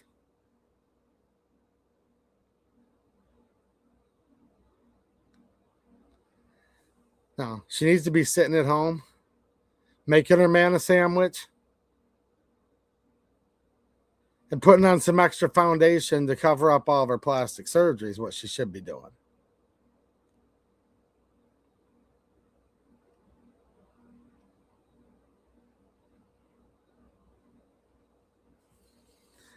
Here's the problem with this country. We have Kash Patel. We have Kristi Noem. All of these things that are literally 100% against fundamental America. And this isn't according to me. 2A EDU, you're a bigot. This guy comes in there, this simp. 2A EDU, I like watching your stuff for some of the Michigan stuff. I can't handle you. You're just too sexist. What do you mean you want to repeal women's suffrage? I'm like, no, I'm just talking about history, my man. Back when we had the Second Amendment, we didn't have women voting.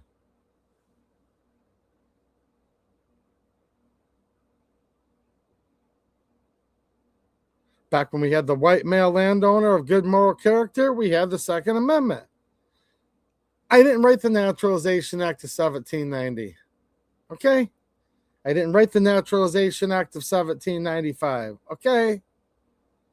I didn't write the Second Amendment. I didn't write the Declaration of Independence. But I'm bringing up stuff about our country's history. And I will interject my opinion when I want to, too, by the way. Here's the problem, man. There's all these simp patriots out there nowadays. I'm going to digress for 2 seconds, and I'm going to read a few more quotes. America, we love the Founding Fathers. Oh, sorry, 2A EDU. It's getting a little too hot in the kitchen. 2A EDU, you've just done it, and you've flown too close to the sun. Oh, really? So you have a problem with some of my views? Yes, I do. Blah, blah, blah. America, Founding Fathers. I guess that clown never read the Naturalization Act of 1790. See, here's the thing. States had voting laws. But hold on, 2A EDU. Actually, at the founding, there was a state that did allow women to vote. Oh, I know. It was called New Jersey. Oh, I know. But hold on a minute. Hold on a minute before you gloat. And this doesn't apply to most of you, but there's always that simp out there.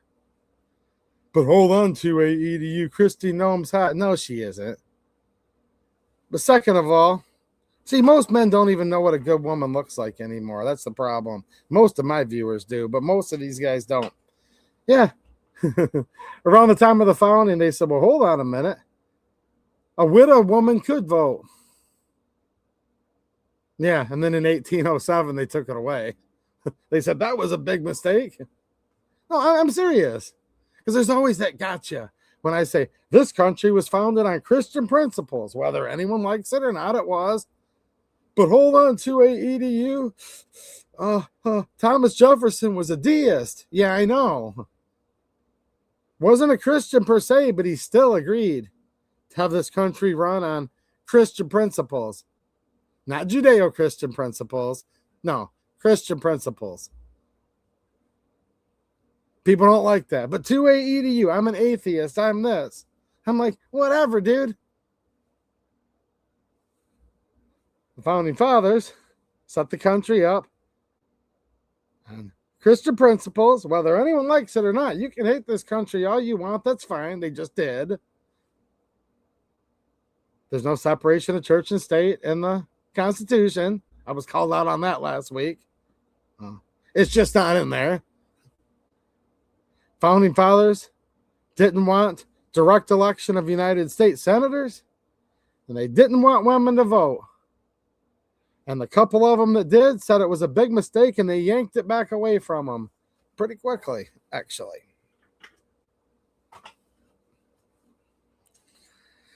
Now, there's a few people here and there that misconstrue when I say that I don't like women. You hate women, 2A EDU. No, I don't, actually. I love women, and I want our country to do great. And actually, women have some qualities to them that are priceless, believe it or not. Like, priceless, like, if you want to survive as a human race and you want to repopulate your country with your own versus all these foreign invaders coming in to fill the gaps. Women give birth. Women have something very special about them, and there's a big difference between men and women. And I reject the notion that states like Michigan and many others are removing all instances of man and woman and he and she and his and her. And they're trying to treat us like we're all the same, but we're not all the same, actually. Women have a womb and they carry babies. And babies are a beautiful thing. And they're literally required to keep our species and all species alive. Women have nurturing abilities, gifts, skills. A woman just has a special way, a good woman, and I know people have mixed results with that, but let me clarify. A good woman can make a house a home. They have nurturing abilities, loving abilities, a certain tenderness to them. Look, there's things with women that are very, very important. But there's a difference between that and politicking. There's a difference between that and voting. And as my friend Rosie said when she was leaving a comment on my last stream that got shadow banned, but it's there. If you guys sort by newest first, you can find it. Last Saturday's live stream. And I'm paraphrasing here, but she basically said, yeah, she doesn't think women should be voting either, or she's fine with it, whatever, and that men make these good decisions when it comes to this. And basically a rising tide raises all ships. If men were the only ones voting, do you literally know how much, like, drastically more conservative this country would actually be? Men would have a better life in this country. Women would have a better life in this country. Because I don't hate women.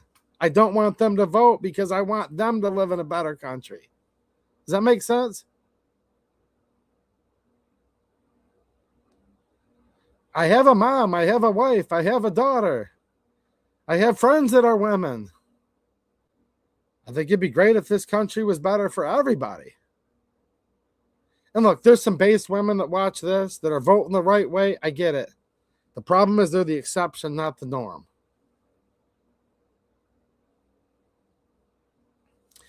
So with that said, Kristi Noem, DHS Secretary, Noem questioned the intentions of armed protesters and suggested Preddy aim to inflict maximum damage.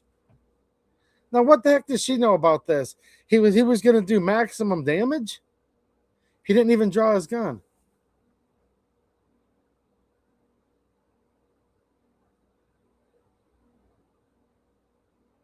Was he a POS? Yeah. Should have he been there doing all the stuff he was doing? No. Don't like the guy. But I don't think he was there to inflict maximum damage. He could have done a lot more damage with that gun and those magazines if he wanted to. He had the time to do it. He had the opportunity to do it. He had the means to do it. He just didn't happen to have that motivation. So I don't think he was there aiming to inflict maximum damage. It just doesn't seem to be true. Red Pine, what's happening? Says, I brought some first-time viewers here for you. Well, thank you. I appreciate it. And whoever's new watching, I hope you guys enjoy the channel. Let's talk 2A, brother. Oh.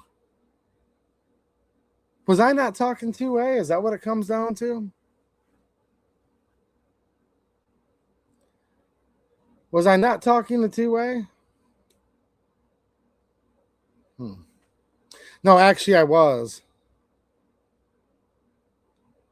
No, I literally was. I said, see, here's the problem. Let's talk 2A. Don't talk about women's suffrage. Don't talk about what it should even mean to be an American. No, here's the problem, man. Here's the problem. Let's talk 2A. Does that imply I'm not talking 2A?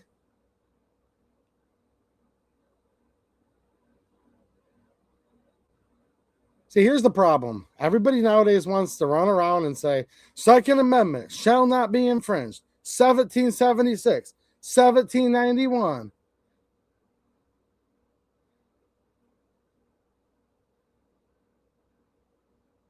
But what a lot of people don't like to talk about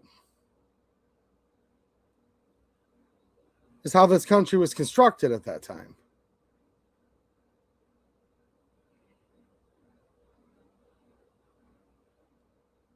Because if I were to opine, people saying, change the subject, 2A EDU, let's talk back about the 2A again.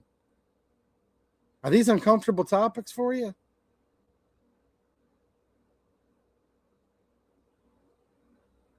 Because here's the thing, and you can have your opinion all you want, but a lot of people are going to say, I don't like some of the stuff that was written by the Founding Fathers in 1792 AEDU. Do you mean to tell me that the Founding Fathers literally wrote a law? White male landowner of good moral character had to live here for 2 years at that time. 5 years later, they write another law, basically same thing, but they had to live here for 5 years. See, they wrote those things right around the time that they wrote the thing that you love. I'm just the one here. I'm the only 2A channel that'll even bring this stuff up to put it into context for you.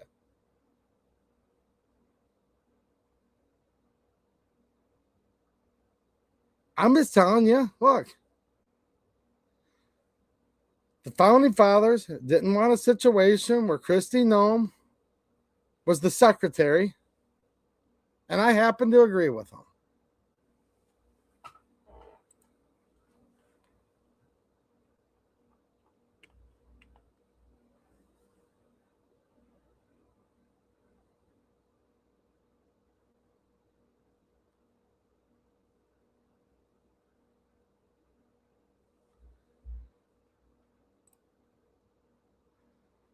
Thank you, Mike Sandberg.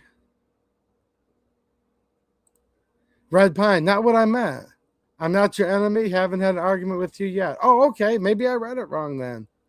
So if that was directed towards you, I'm sorry. But I need to throw it out there anyways, because see, here's tough. Here's what's tough, man. People have a 2A EDU. Why do you talk about this stuff?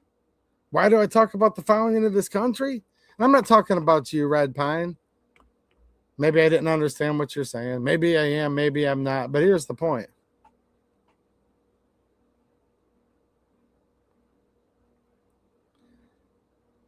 Well, why do you talk about this stuff? Some people ask me. Well, because it's literally part of the founding of our country. It's part of the context of the founding of our country.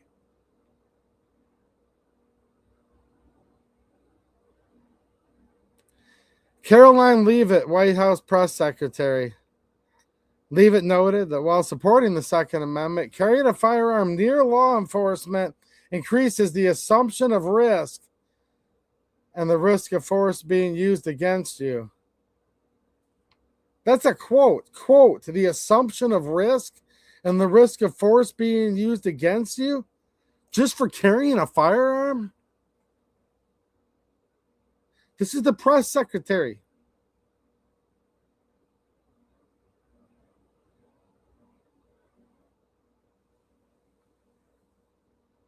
You're supposed to be so afraid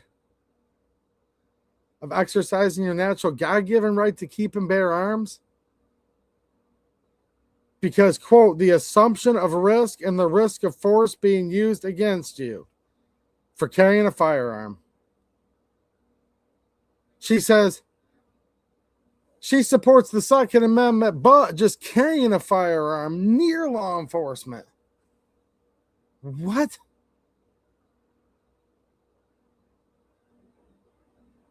No, this is a tyrannical government at this point. All parties, all sides, that's where we're at. Because when the government fears the people, there's liberty. When the people fear the government, there's tyranny. And when you got the White House press secretary saying that just carrying a firearm near law enforcement, the assumption of risk and the risk of force being used against you. So now you should have to be afraid the cops are going to shoot you just for carrying a gun at all? Well, if that's the case, now I have two choices to make. I can either never leave my house again, or I just need to put my gun down. Be a good little peasant. Lick the boot, lick the pantyhose, whatever.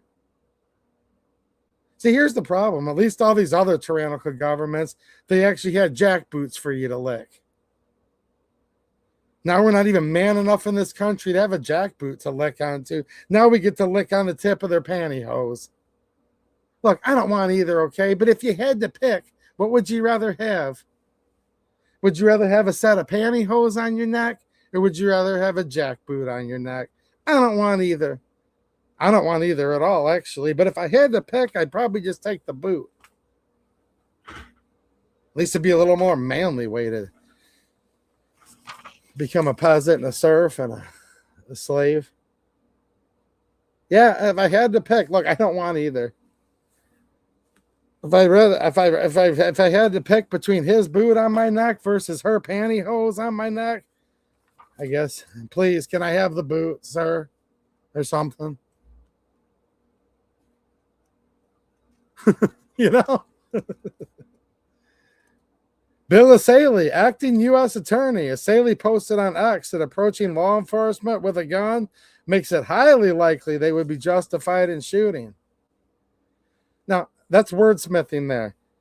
You know, approaching with a gun. Well, what if you just happen to have a gun that you're not even referencing and it's totally hidden and you also approach? See, there's two ways to look at this.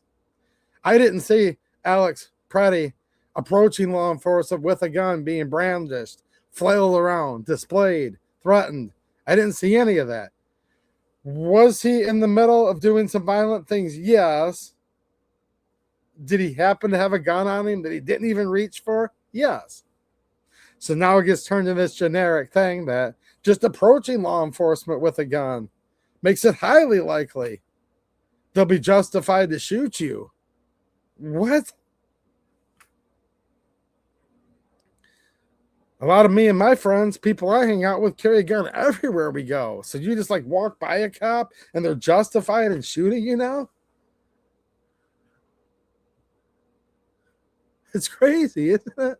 Just the way this, I mean, they're just like running their mouth.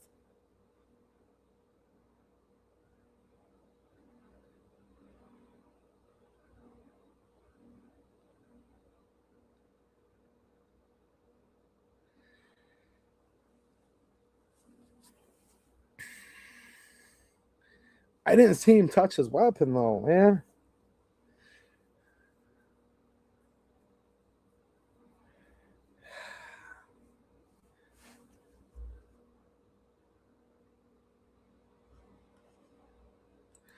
I agree, Fatherly Faith. The ICE agent was scared of getting shot and killed, so he killed Preddy. I think that's probably true. I think the gun just went off.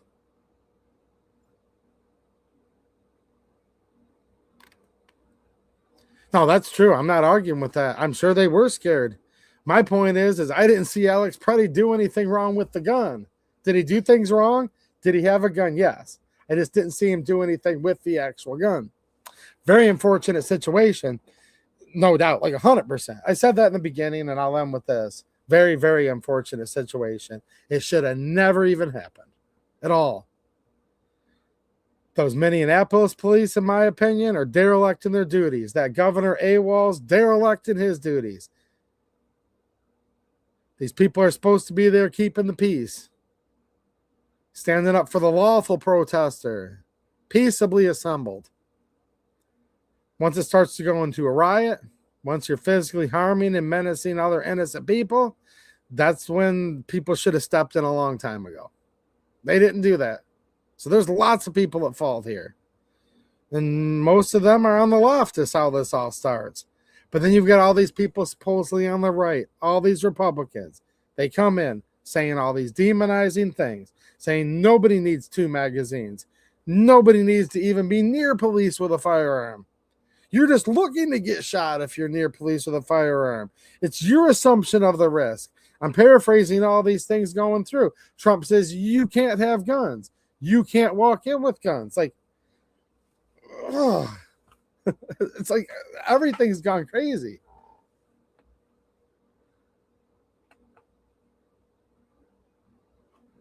Everything's literally gone crazy.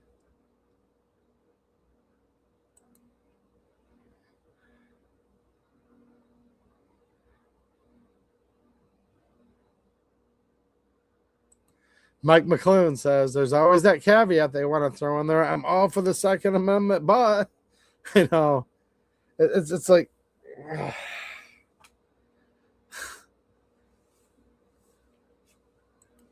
they don't mean it though, guys. They really don't. But why is it? Why is it so ironic that all the leftists, like journalists and all these people, you know, are running around saying, "But the Second Amendment." But President Trump, what do you have to say about the Second Amendment? He won't even answer him. It's like, whoa, this is all turned around.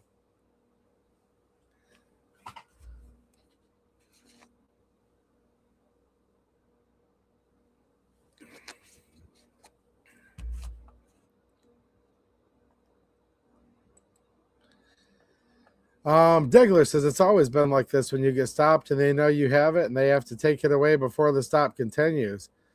Sometimes they do. Sometimes they do. I've been pulled over before, and in Michigan you have to disclose. I disclosed, and he just said, "Where's it at?" I said, "Well, which one?" And he says, "What do you mean, which one?" I said, "One's in my pocket, one's in the center console, and one's right over there in between the seats on the floor." And he goes, "All right. Let me see your CPL and driver's license." So I said, "Well, okay." And I kept my hands on the steering wheel because I didn't want to die. And this actually ended up being very civil. I said, "Okay, here's the thing, officer. I want us to both be very comfortable with what's going on here. My wallet is in the same center console as the gun."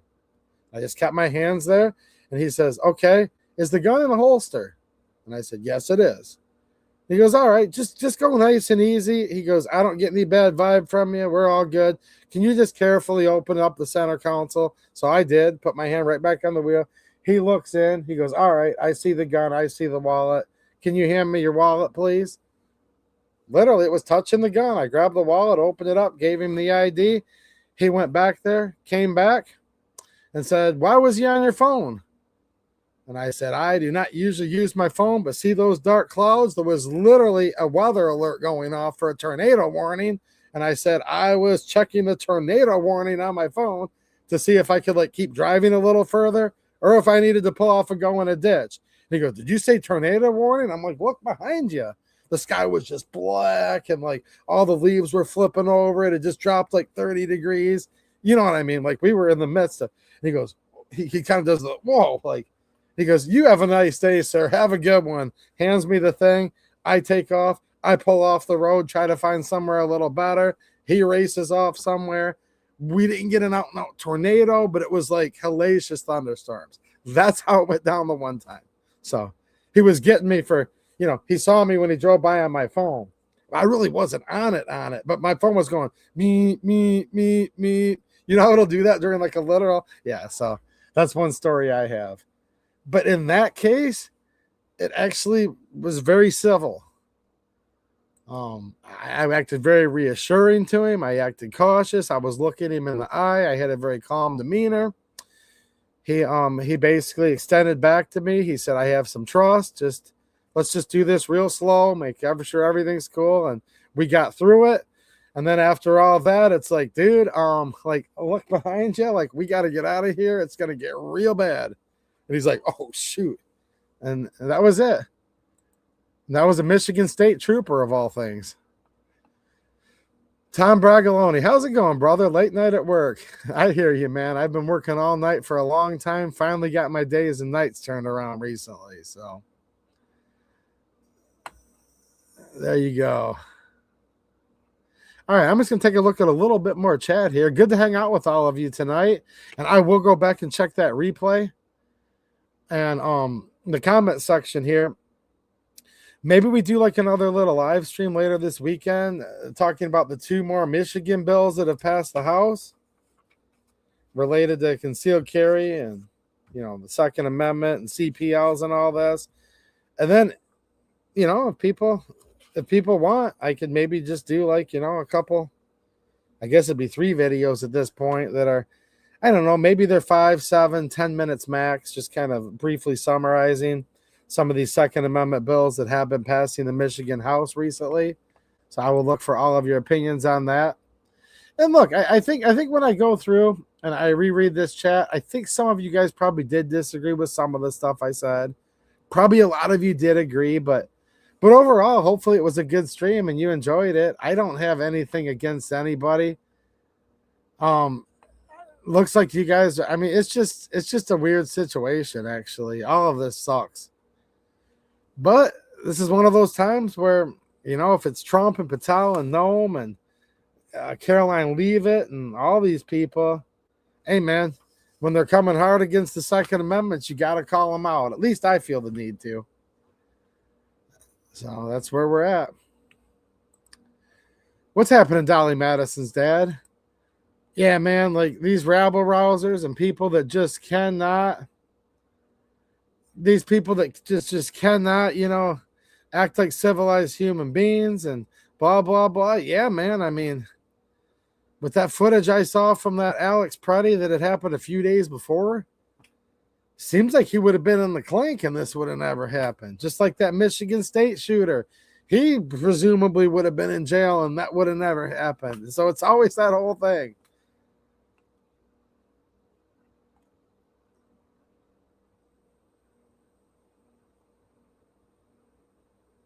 Let's see here. What are we looking at? I was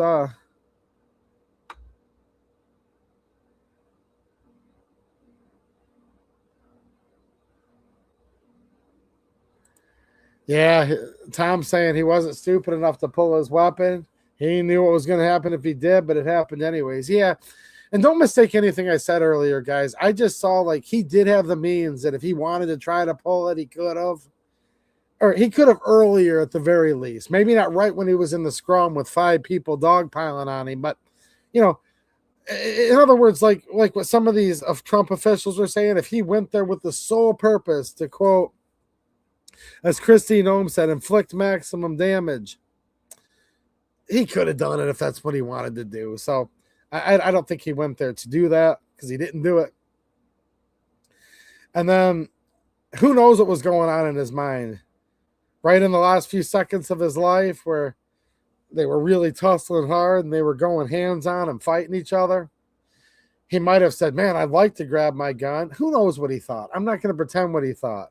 All I'm saying is he never actually reached for his gun or did anything with it.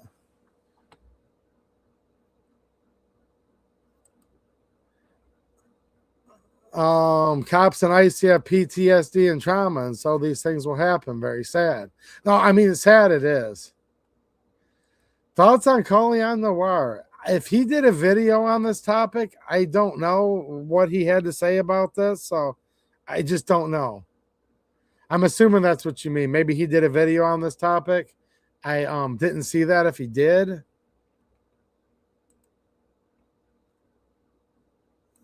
Let's see here.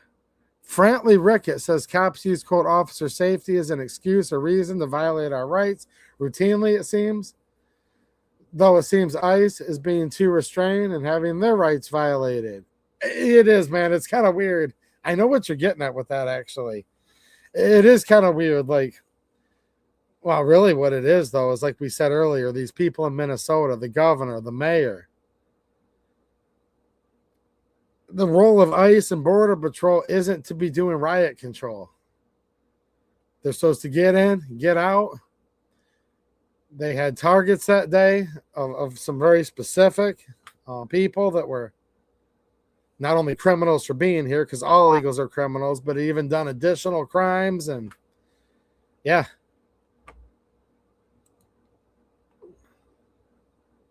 No, I know you turn around 1 minute, cops are being jackboots, like exercising way too much authority. And then 5 seconds later, they're not allowed to do anything. It's like, what?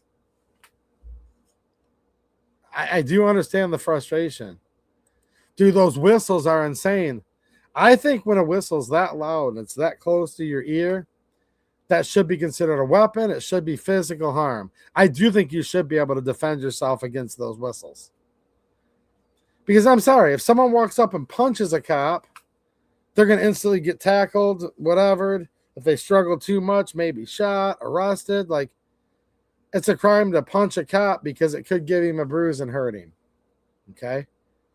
Well, if you're going to damage somebody's eardrums, because the ears are very, very important, and permanently give them hearing damage, that's also injuring them.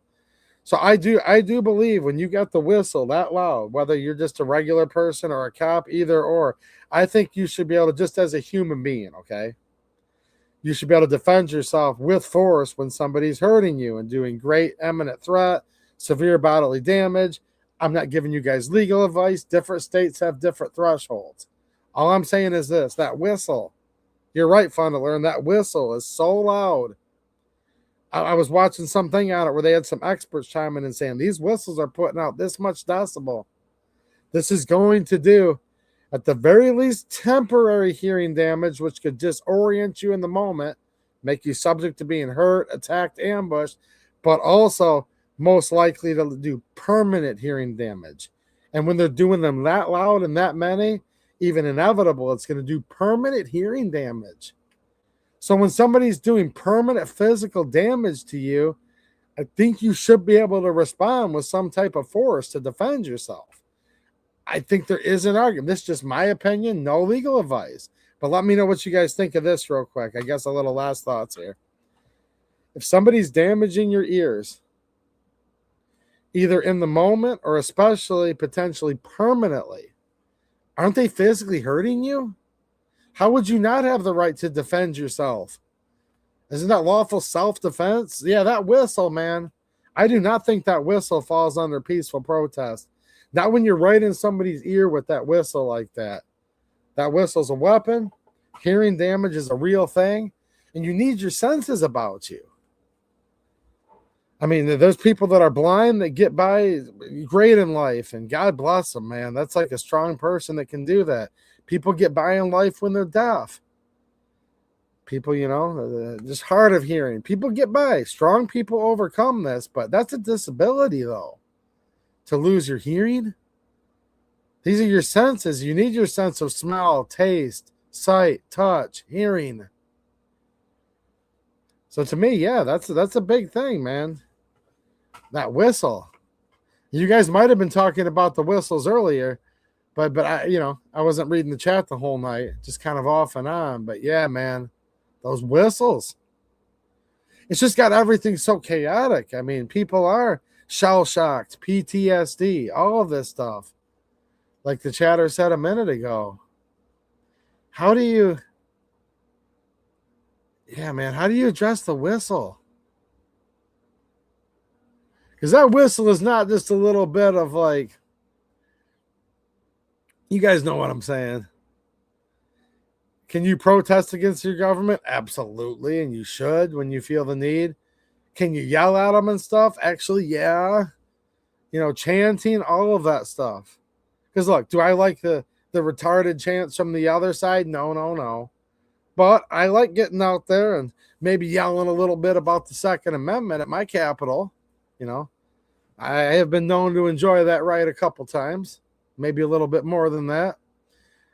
So, but that whistle is just not, that's not natural. I don't know that the whistle is free speech when it's damaging people's hearing.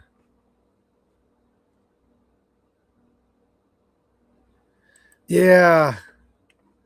Frigid Monk says, just to hear it on the news makes you cringe. To be there in person, yeah, it's just got to be insane.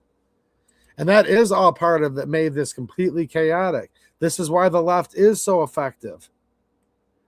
And I hope nobody took me the wrong way tonight. Look, I'm not saying I hope everyone agreed with everything I said. Totally different. I just hope no one took me the wrong way because maybe I don't articulate as well as I should sometimes. Don't mistake it. I wasn't actually really sticking up for Alex Preddy and his and all the chaos they're ensuing. I was just trying to be very narrow, saying, hey, he actually didn't do anything with his gun. Really, the gun shouldn't factor into this because I didn't see Alex Preddy do anything with the gun. And then now they're wanting to take it out on all the rest of us.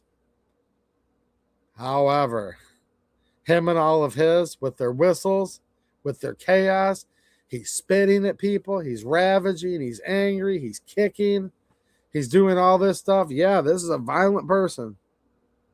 Should have he been in jail? Yeah, probably. Things like this.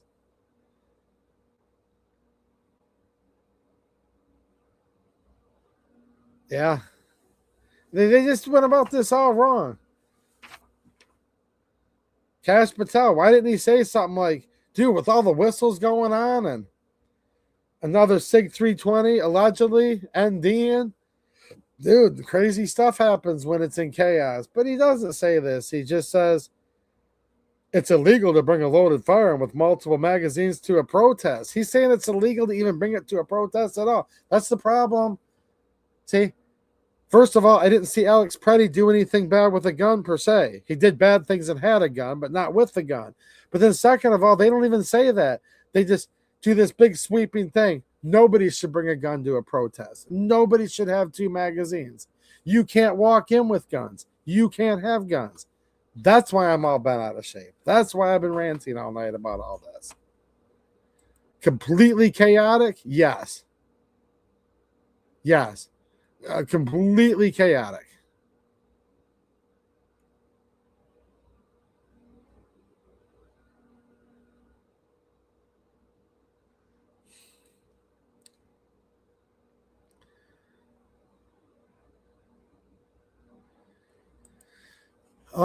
Martin Martinez says, I can't believe I have to say this.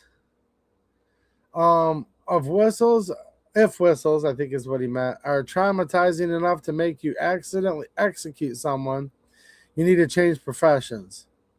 Well, if the whistle, I'll go by your statement. If it made you, quote, accidentally execute someone, you need to change professions. If that was the case, yes. I don't know if there was an execution that happened. I don't know. I think the SIG ND. That's my personal opinion. I really do. I think when the agent stripped the SIG off of the back of Pratty, I think it kind of went off. I can't prove that, but that's just kind of my gut. That's just the vibe I'm getting from the footage I've seen and everything. Yeah.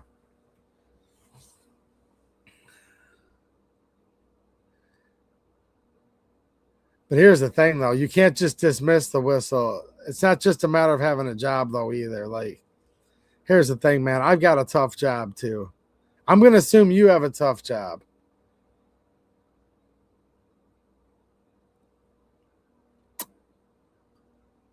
Yeah. I think the whistles made everything really, really chaotic and set the stage for it, just helped make everything a bit crazier. And I just think the whistles are getting out of hand, period. I'll leave it at that. But at the same time, man, I don't think you'd let me walk up to you with a whistle 6 inches from your ear full bore. You'd probably punch me one. And I wouldn't blame you if you did. Like, you would try to protect yourself, wouldn't you? You know what I mean? Like, you'd probably protect yourself. And then here's the thing. What if, like, the whistle, like, so you're, you know, I'm blowing the whistle in your ear. You're going to go deaf. You kind of want your hearing. And then you slug me one. You punch me or push me away. Get off me. I'm protecting my hearing. And in my opinion, again, guys, I'm not giving legal advice. Just in my opinion, I think that'd be acceptable if you did that. And then you push me, and I'm like, whoa, you pushed me. Then I push you back. Then you push me again. Now we're on the ground. Now we're tussling. I reach for my gun.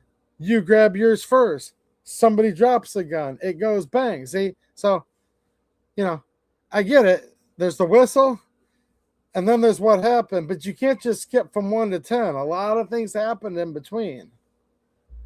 And I know you just left one YouTube comment. I get it. Maybe you've left all this other stuff earlier, but it's kind of like you went from 1 to 10 and you skipped 2, 3, 4, 5, 6, 7, 8, 9. But maybe you covered it in previous stuff. And again, I will reread the chat afterwards. So I ain't picking on you. It's just if I were to read your comment in a bubble, it's kind of like, well, someone blows a whistle, then they got executed. Okay. It's not just like that, though. You agree, right? It didn't literally go down exactly like that. Easy to say, Mateo says, so you suffer from severe hearing damage. I'm aware that you suffer from severe hearing damage. I'm aware on a good day, you're only going through a mild amount of chaos or a moderate amount. And other days, it's hard to even focus when you have certain hearing damages. I'm doing a terrible job describing what you've described to me before. Now, I think you can defend yourself. Again, not legal advice. This is just my opinion, guys.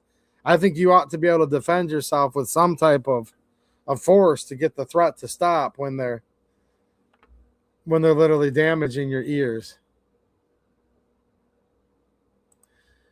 Americans have a right to protest. Yeah, they have the right to peaceably assemble. For sure. Yes, they do.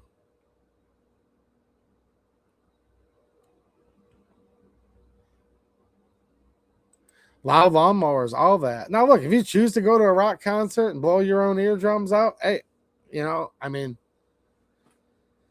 is what it is. You choose to ride on a riding lawnmower for a living. Certain professions have certain risks. Maybe you're wearing hearing protection on that lawnmower, mitigating things. Maybe you're not. But maybe you just sit and blow a whistle all day for fun in your own house and you're blowing your own ears out, I guess, if that's what you're into. But nobody else has the right to come up there and blow a whistle that loud, that close to me. I think I should have the right to defend myself if they do.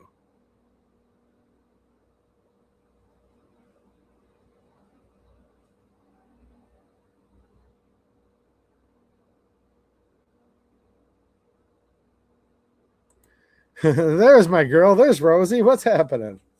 She says it's kind of funny hearing the left say white men should have the right to carry a gun and not get shot. I know. This is like I said, this is just so juxtaposed right now. Like if I believed them and had to pick and be in a bubble, I'd be totally 100% Democrat right now. Calm down, guys. I don't believe them. I don't trust them. But you guys know what I'm saying. Just suspend belief for a second here. If I'm just going by the rhetoric of like, if I just went by the rhetoric from Trump and Patel and Noam and all these, and then I only went by the rhetoric of the left, I actually would be like a leftist Democrat right now, because just like out of the blue in the last week, they're like, but hold on a minute, he had the right to keep and bear arms. And I'm like, well, yeah, of course. And then they're saying, you can't have a gun. You can't walk in with guns. It's illegal to bring a loaded firearm with multiple magazines to a protest. It's just like, oh, you can't even make this stuff up. Hopefully all these Trump's people are just terrible messaging. They read from a bad script. Maybe they'll come back and apologize. I mean, I don't know what's going to happen next week. I mean, Cash was pushing that narrative that's garbage. No, Cash Patel's narrative was completely garbage. Cash Patel was one of the most pro-Second Amendment ones, supposedly, before he became FBI director. He spoke at the GOA Goals event when I went there last time. It's like, are you kidding me right now? Ugh.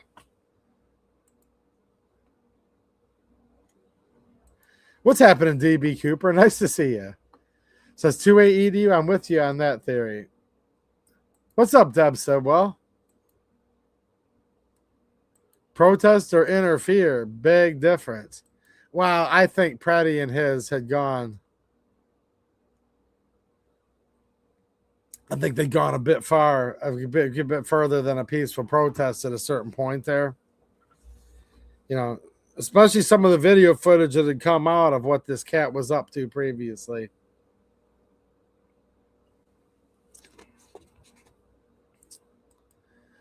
What's happening, Dinah Pez says, how can you take an oath to defend the Constitution if you don't understand it? That is a great question. That's a good question, sir. Thank you for being a channel member. I appreciate all the support. Thank you. I mean, the stream's basically over, guys. I'm just reading a little bit of chat here. I mean, it's not completely over. I'm just reading the chat here. Frigid Monk says that's not a peaceful protest. The noise and such, I mean to say. Yeah, when it gets to the point where it's like literally like hurting other people, like all tapped out saying, that's not, it does cross a line at a certain point. I don't know exactly where the line is. I just know those whistles have gone so berserk at this point. I know the whistles are way past the line. I think those are hurting people. Okay. And that's where it starts changing, because I've protested with holding firearms before, but I was actually protesting.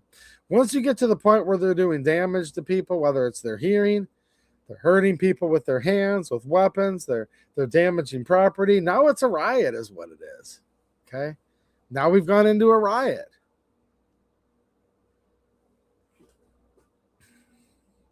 And then the media will sit there and say, well, it was a mostly peaceful protest. No. And here's the thing. This is where it always is just so tough. There are going to be some people inherently that are actually protesting. And then it might just be 50 feet away and people are doing an out and out riot. So it's really hard to summarize any of this. It's always a bit of all these different things at once, right? Mateo says the community is not homogeneous. It's not a homogeneous this. It's always been very fractured in terms of opinions and what it's willing to put up with. Well, yeah, I mean, yeah, there's a lot of DB Cooper Martin. Actually, we've had quite a few federal 2A wins. Select 2A states' rights are going to crap, though. Yeah. No, guys, look, and that's why I say I've actually given the Trump administration praise for almost this whole year. I hope I can do it again, meaning not because I inherently want to praise them or rip on them. I just don't want them going against the Second Amendment. I want them defending and upholding the Second Amendment. So I'm hoping they'll be doing some good things for the Second Amendment soon. I mean, that is my hope. I really do. And then I'll be able to let you guys know they're doing that. I've reported the good and the bad that these guys have done. I really have. I don't like the bad news. I don't like any of this crap right now. This all sucks. DT Biz One, kid, I enjoy you. Common sense. Well, maybe he was talking to someone else that left a comment. But if you were talking to me, then thank you.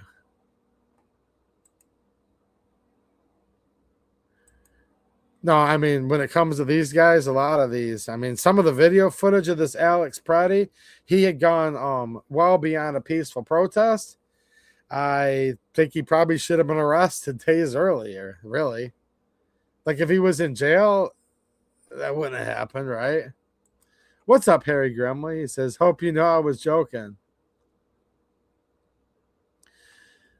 I'm not sure that you said anything to me that I took offense to. And if you said something that was a joke, I just didn't see it because the chat sometimes passes by me a little quick. So you didn't say anything to get me mad, Harry. I promise you that. And if you did say something real buck and edgy and I go to read it on replay, then I'll know you were joking. So thank you for letting me know. Dude, I know. That's the thing, DB Cooper. CNN is pro-gun this week. I mean, come on. No, it's true. I don't believe him. Was J6 a peaceful protest? I mean, some of it, yeah, it just depends, right? I think J6 would kind of, I think most of them in there were peaceful. A lot of them were just people walking around, like getting a guided tour. There were a few people that were violent. I mean, yeah, I mean, hired government guns killed Ashley Babbitt, so that was violent. That was violent. Yeah, I mean, the government inflicted violence on Ashley Babbitt during January 6th. So you are right. I'm glad you brought that up, Martin Martinez. That was a travesty what happened to Ashley Babbitt and peacefully protesting, and then they did all that. That is not good.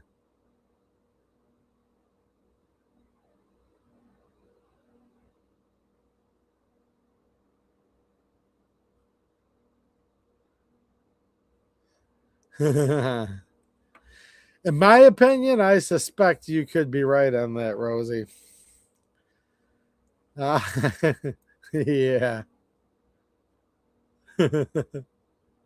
See, here's the thing. There were these simps in here last week. 2A EDU. You're too sexist. You're misogynistic. Dude, here's the thing. Here's the joke on all the simps. Rosie, Jane Locke. Is Jane Locke still in here? These are actually my favorite ones. It's like, well, hold on a minute. 2A EDU. You hate all women. No, I just don't want them to vote. Rosie's literally like one of my favorite ones every week. How are you healing, by the way, Rosie? Are you feeling better with the broken bone? Is it starting to heal? A little bit, Hope? I know it's a long process. She's my favorite one. I don't want her to vote. She's my favorite one, though. Because it's not just about Rosie. I don't want any of them voting. Rosie will vote the right way. I ain't worried about her. For everyone that's going to vote like Rosie does, for everyone that votes like Jane Locke does, for everyone that votes like my wife does, there's 9 women that don't know what the hell they're doing, and they're messing this whole country up at the polls. You guys know what I'm saying? I'm really trying to put it into context, like as hard as I can here. Look at this state of Michigan. It's being run by Gretchen Whitmer, Dana Nessa, Jocelyn Benson. Like, this is what's happening. It's like right in front of you. What's happening, Kevin James? I just got another super chat here. D user 1983. What's happening? And thank you for the super chat. 2A needs to understand Marxists are pro 2A. You know, that's something that me and my friend Mateo have talked about and others, but I know Mateo was in the chat. Maybe still is. Yeah, dude, that's a big thing, man. People often kind of overlook, and we can't be naive. the other side. You just kind of call them the other side because there's so many labels, but they're Marxists, they're communists, they're revolutionaries in a bad way. These people are also pro Second Amendment, only to how it supports their ends. They hate the country, but they're going to cherry pick and they're going to love them some Second Amendment, aren't they? Actually, here's the thing. The fastest growing segment of the gun community at this point is actually the far left, the mostly peaceful protesting types. Really.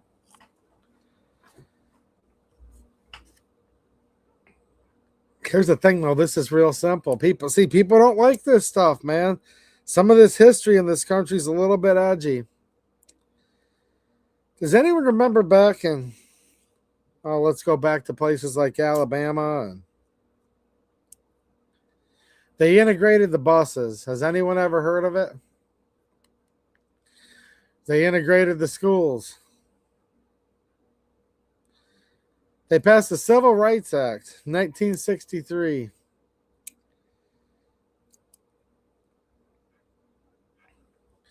JFK dies. Do you believe the government narrative on JFK, by the way? Do you or don't you? Lyndon Johnson comes in. He says, we'll pass this civil rights and we'll have them bleepity bleeps voting Democrat for the next 50 years. Well, now it's at least 100 years. Yeah. He said words you can't say on this channel. On YouTube at all, trust me. Well, they passed the Civil Rights Act. Anyone heard of it? Except communists. No, I'm being serious. Go look at the Civil Rights Act. Actually says communists have no civil rights. Did you know that? I'm paraphrasing. We could have a whole 2-hour stream on this. Just do your AI search, do your rabbit hole. We have laws, bona fide statutes in this country that outlines what's collectively known as our civil rights. Communists have no civil rights. Very interesting. You bring that up, that gets me into a whole thing, but you guys get the irony, right?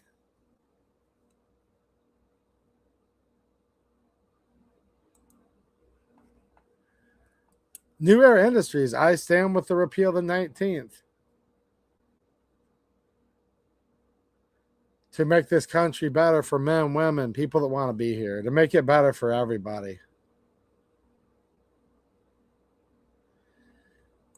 How's Rosie doing, guys? Real quick here. I definitely have a chat that I want to read here, a super chat, but I want to look. Where's Rosie? Did she tell us?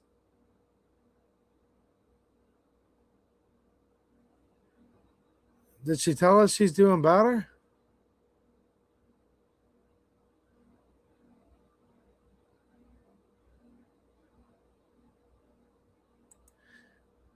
Yeah, Ashley Babbitt, man, did she? Maybe she deserved maybe a trespassing fine. You know what I'm saying? If they said, well, maybe she deserved a $150 ticket, maybe, right?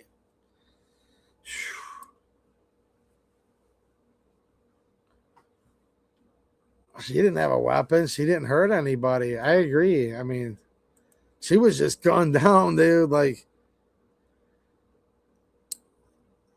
that Ashley Babbitt thing was scary. That was, man, that's really sad. I agree, Tom. I do.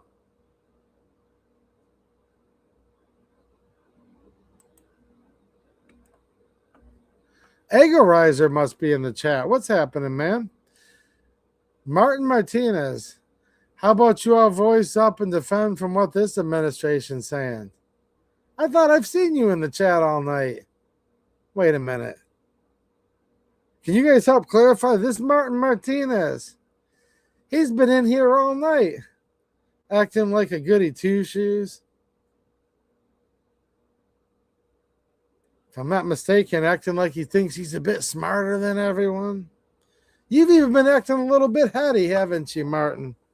Here's the problem, man. You've either got bats in your bell house or You've been having the whistle blowing in your ears too much.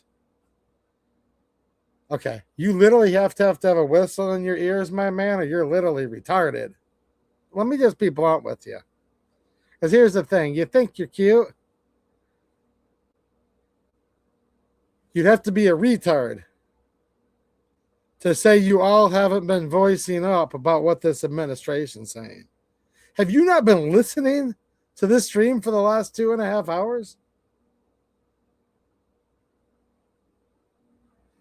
I lose subs every time I praise this administration. I've probably lost a crap load of subs calling out the BS this administration has been spewing.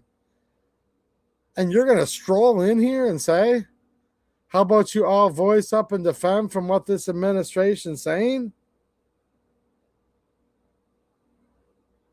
You can't even make this up. Now, look, dude, I was trying to be nice to you, but you've been acting like a prick to everyone in the chat all night. You act like your you-know-what doesn't stink. You act like you're Mr. Hootie Who. And you really ain't that cute, dude. That's the problem with you.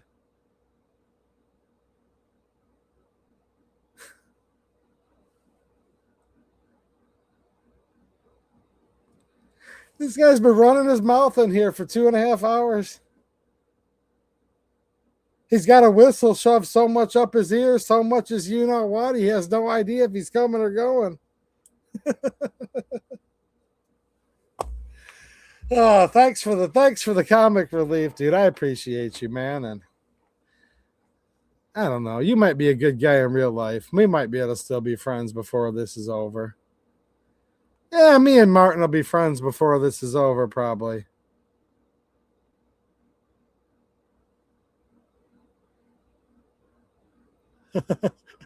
Ego Riser. What's happening, man?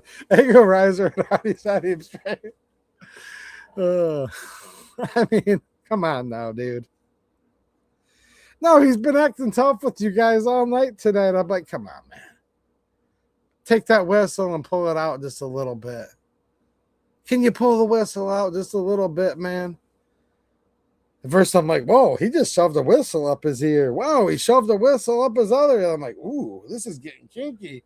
He just shoved a whistle up his you-know-what. Nah, pull it out, dude. Don't do it, man. Don't do it. You're crossing the Rubicon. Pull the whistle out.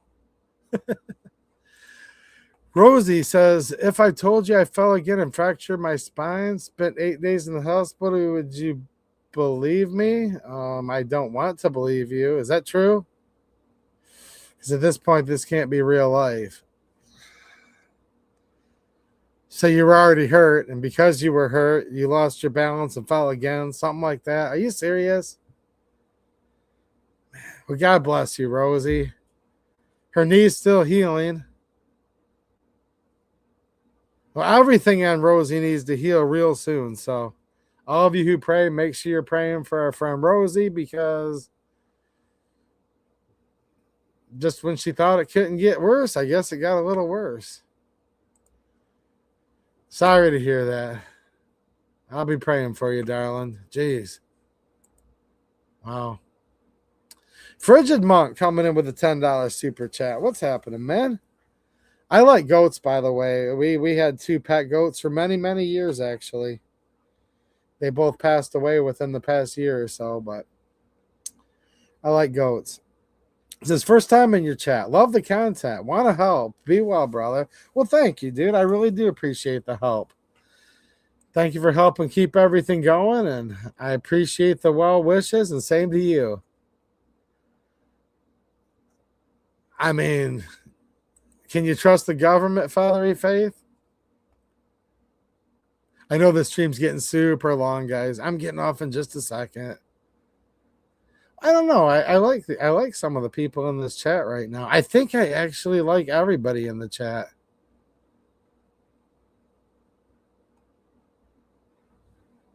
I even like that. What was his name now? I can't remember. What was that guy's name that had the whistle? Oh, this guy. I don't even see him anymore. I even like him a little bit. I even like him. I like everyone in the chat right now, actually. Hold on. Roseanne Boylan. Yeah. Yeah.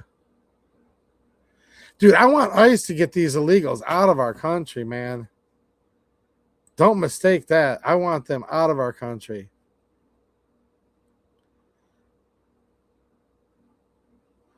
Well,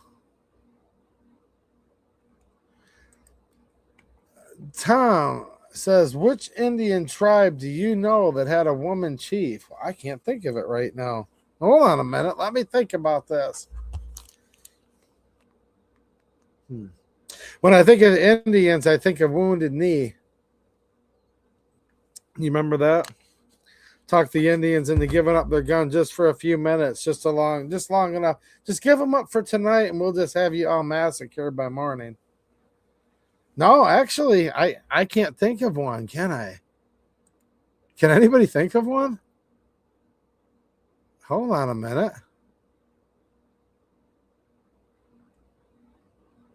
I can't. Kevin Kijewski, but I think it's pronounced Kieski or something, is running for election for Attorney General of Michigan. Yes, he is. I might have him on the live stream one of these days. I might be too controversial for that.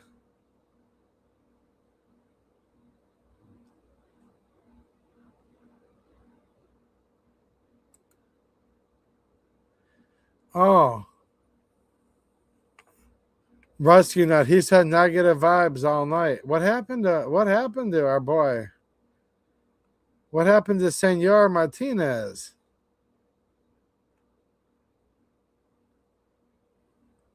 He was a bad hombre. Right, Rosie? Says, Martinez, maybe it's a case of English as a second language. Me no speaky too good. Orale, Holmes. What's happening there? Good old Martin Martinez. Where is he at? Does he have the French flag in his background? Poor man's gold. What's going on, Trent McGuffey? Nice to see you. I'm in a relationship with coffee, he says. I will say this, guys. There's a link down in the description for Blackout Coffee. If you use that link, it does help the channel. They're not paying me money to say that, but if you use the link, a small percentage, they have their holiday blend coffees like 40% off. It's really good. So follow my link in the description on over there. If you're in a relationship with coffee. What's happening, Ace Diamond? How you doing, man? Detroit Red Wings in the house. And he's sending his prayers to Rosie as well. Yeah, man, that's... Yeah. You guys got any more bubble wrap to send her way? She's still got a sense of humor. That's nice. Yeah, you are in Jesus' hands. His will be done, right? Harry Grimley says, this has been a fun night. Well, thanks, Harry. I know I'm trying to get off this stream, but there's like too many good people in here. Mateo's like, all right, I'm getting out of here after midnight. What happened to Martinez, man? Here's the thing, Mateo. Me and Martinez, earlier, he was running his mouth. He got khaki. And then at the last second, just as he was kind of fading away, he was going, whoa. You know, he can see the... I started to take a liking to him at the last minute. I'm like, dude, pull that whistle out of your knee. You know what? I don't swing that way. You know what I'm saying? But he did. He pulled the whistle out, and I said, well, hold on a minute. Maybe he's straightening himself up a little bit. We just started to be friends, and he left. Oh, man. Where can my Martinez be? Oh. So you look at this tonight. We talked about all these topics. Thought I made myself a new friend. Now he's gone. Oh, man. Ah, shucks. What am I going to do, Vince Metzger? What's happening, man? Take it easy, Vince. What am I going to do? Mike McClune. I'm serious, dude. I'm like, it was kind of a tough topic tonight, wasn't it? I mean, there was some stuff, dude. I don't like talking about some of this stuff. It's a bit tough, but man, oh man. I even had 3 simps give me a thumbs down at a certain point.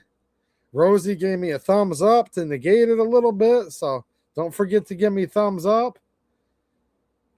It was looking rough for a minute, and then I became friends with Martinez, and he's gone. See how it works, Mike McLuhan? You can't trust these people, can you? That's it. Now I have to go back to the white landowner with good moral character. Dang it. Dang nabbit. Repeal the 19th. Martinez betrayed me. Come on, man. Everybody needs a token Mexican friend. Come on, get in here, Mexican people. I need somebody. I can't be getting accused of these things here. We do. No, whistles. No, you're right, Daryl. Whistles used to be used to save lives. Now, no longer. No, now. Yeah, no, you're right. Now it'd be like the boy that cried wolf. Now someone literally is blowing a whistle in distress. Dude, I was a lifeguard for years, like through high school and even the summer after. Like, a whistle. No, I'm glad you brought that up, dude. Like, a whistle's a big deal. Like, if a lifeguard blows it, if somebody's under attack. Now it's just the whistle. It's so rampant. Somebody could be getting attacked over here. And they're like, oh, a whistle going off. Just another day that ends in a Y. I'm glad you brought that up. Fart whistle for the win. That's what I'm saying, man. I told Martinez, I said, oh, that's not nice, Martinez. Pull that out of your you-know-what. Don't fart through that. And he did. He was nice. Now he's gone. Oh, come on now. Ace Diamond with the member super chat. Member for 8 months. Thanks, man. And he says Blackout Coffee is good stuff. If they still have their Winter Wonderland blend, like, some of those holiday blends are really good. I'm not joking. They have a good sale. Just use my link. If you do buy something there, I get a little bit of credit. You would be my sponsor in that case. He ran for the border. Wow, that was fast. I heard his feelings. Was I really? Hold on, guys. I'm jumping right off here, I promise. I know this is the whole, like, you hang up. No, it's just I get talking about this stuff, and to try to be coherent, I have to kind of tune the chat out for large segments. Now I'm realizing how many cool people were hanging out tonight. Was I that hard on him? Come on, Harry. Let me know, guys. No, for real, was I that hard on him? I mean, I thought, what's happening, Pillbox Bunker? There he is. How you doing, dude? I mean, was I that hard on him, Pillbox? Well, you're welcome, Trent McGuffey. I could have been. Hello from Fowlerville, Michigan. That's a nice place. What's happening? And Curtis Schultz. Fowlerville, Michigan. That's just down yonder. Heck, you and Pillbox Bunker are practically neighbors. We probably know each other in real life, don't we? It's just hard to tell sometimes. I mean, nice looking dogs in the picture. I recognize the dogs a little bit. Maybe I would if I saw you.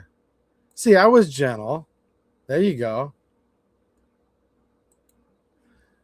Ice got him. Yeah, Jim. What's happening, Jim Falcone? How you doing? Oh, here's a quick thing with all these winter storms and stuff. You know what I'm saying? Makes you think of Frosty the Snowman, right? Well, what does Frosty the Snowman have in his boot? A foot of snow. I know Pillbox Bunker thought that was funny.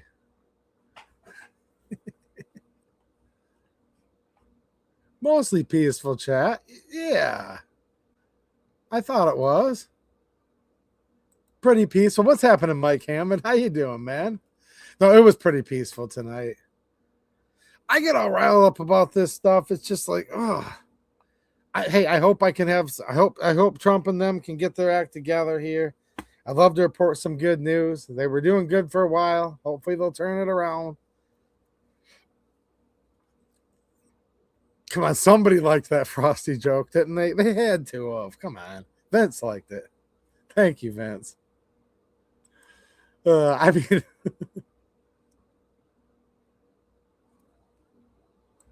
I would have been a comedian if I could have. Okay, preparedness nerd. Thank you for being a channel member, man. Instead, I just had to settle for the 2A crowd.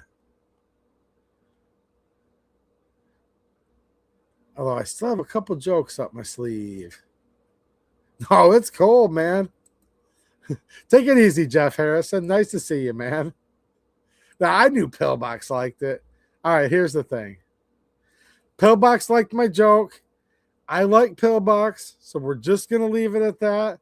And I will see you all again soon. All right, guys. Thanks for watching. And have a good one.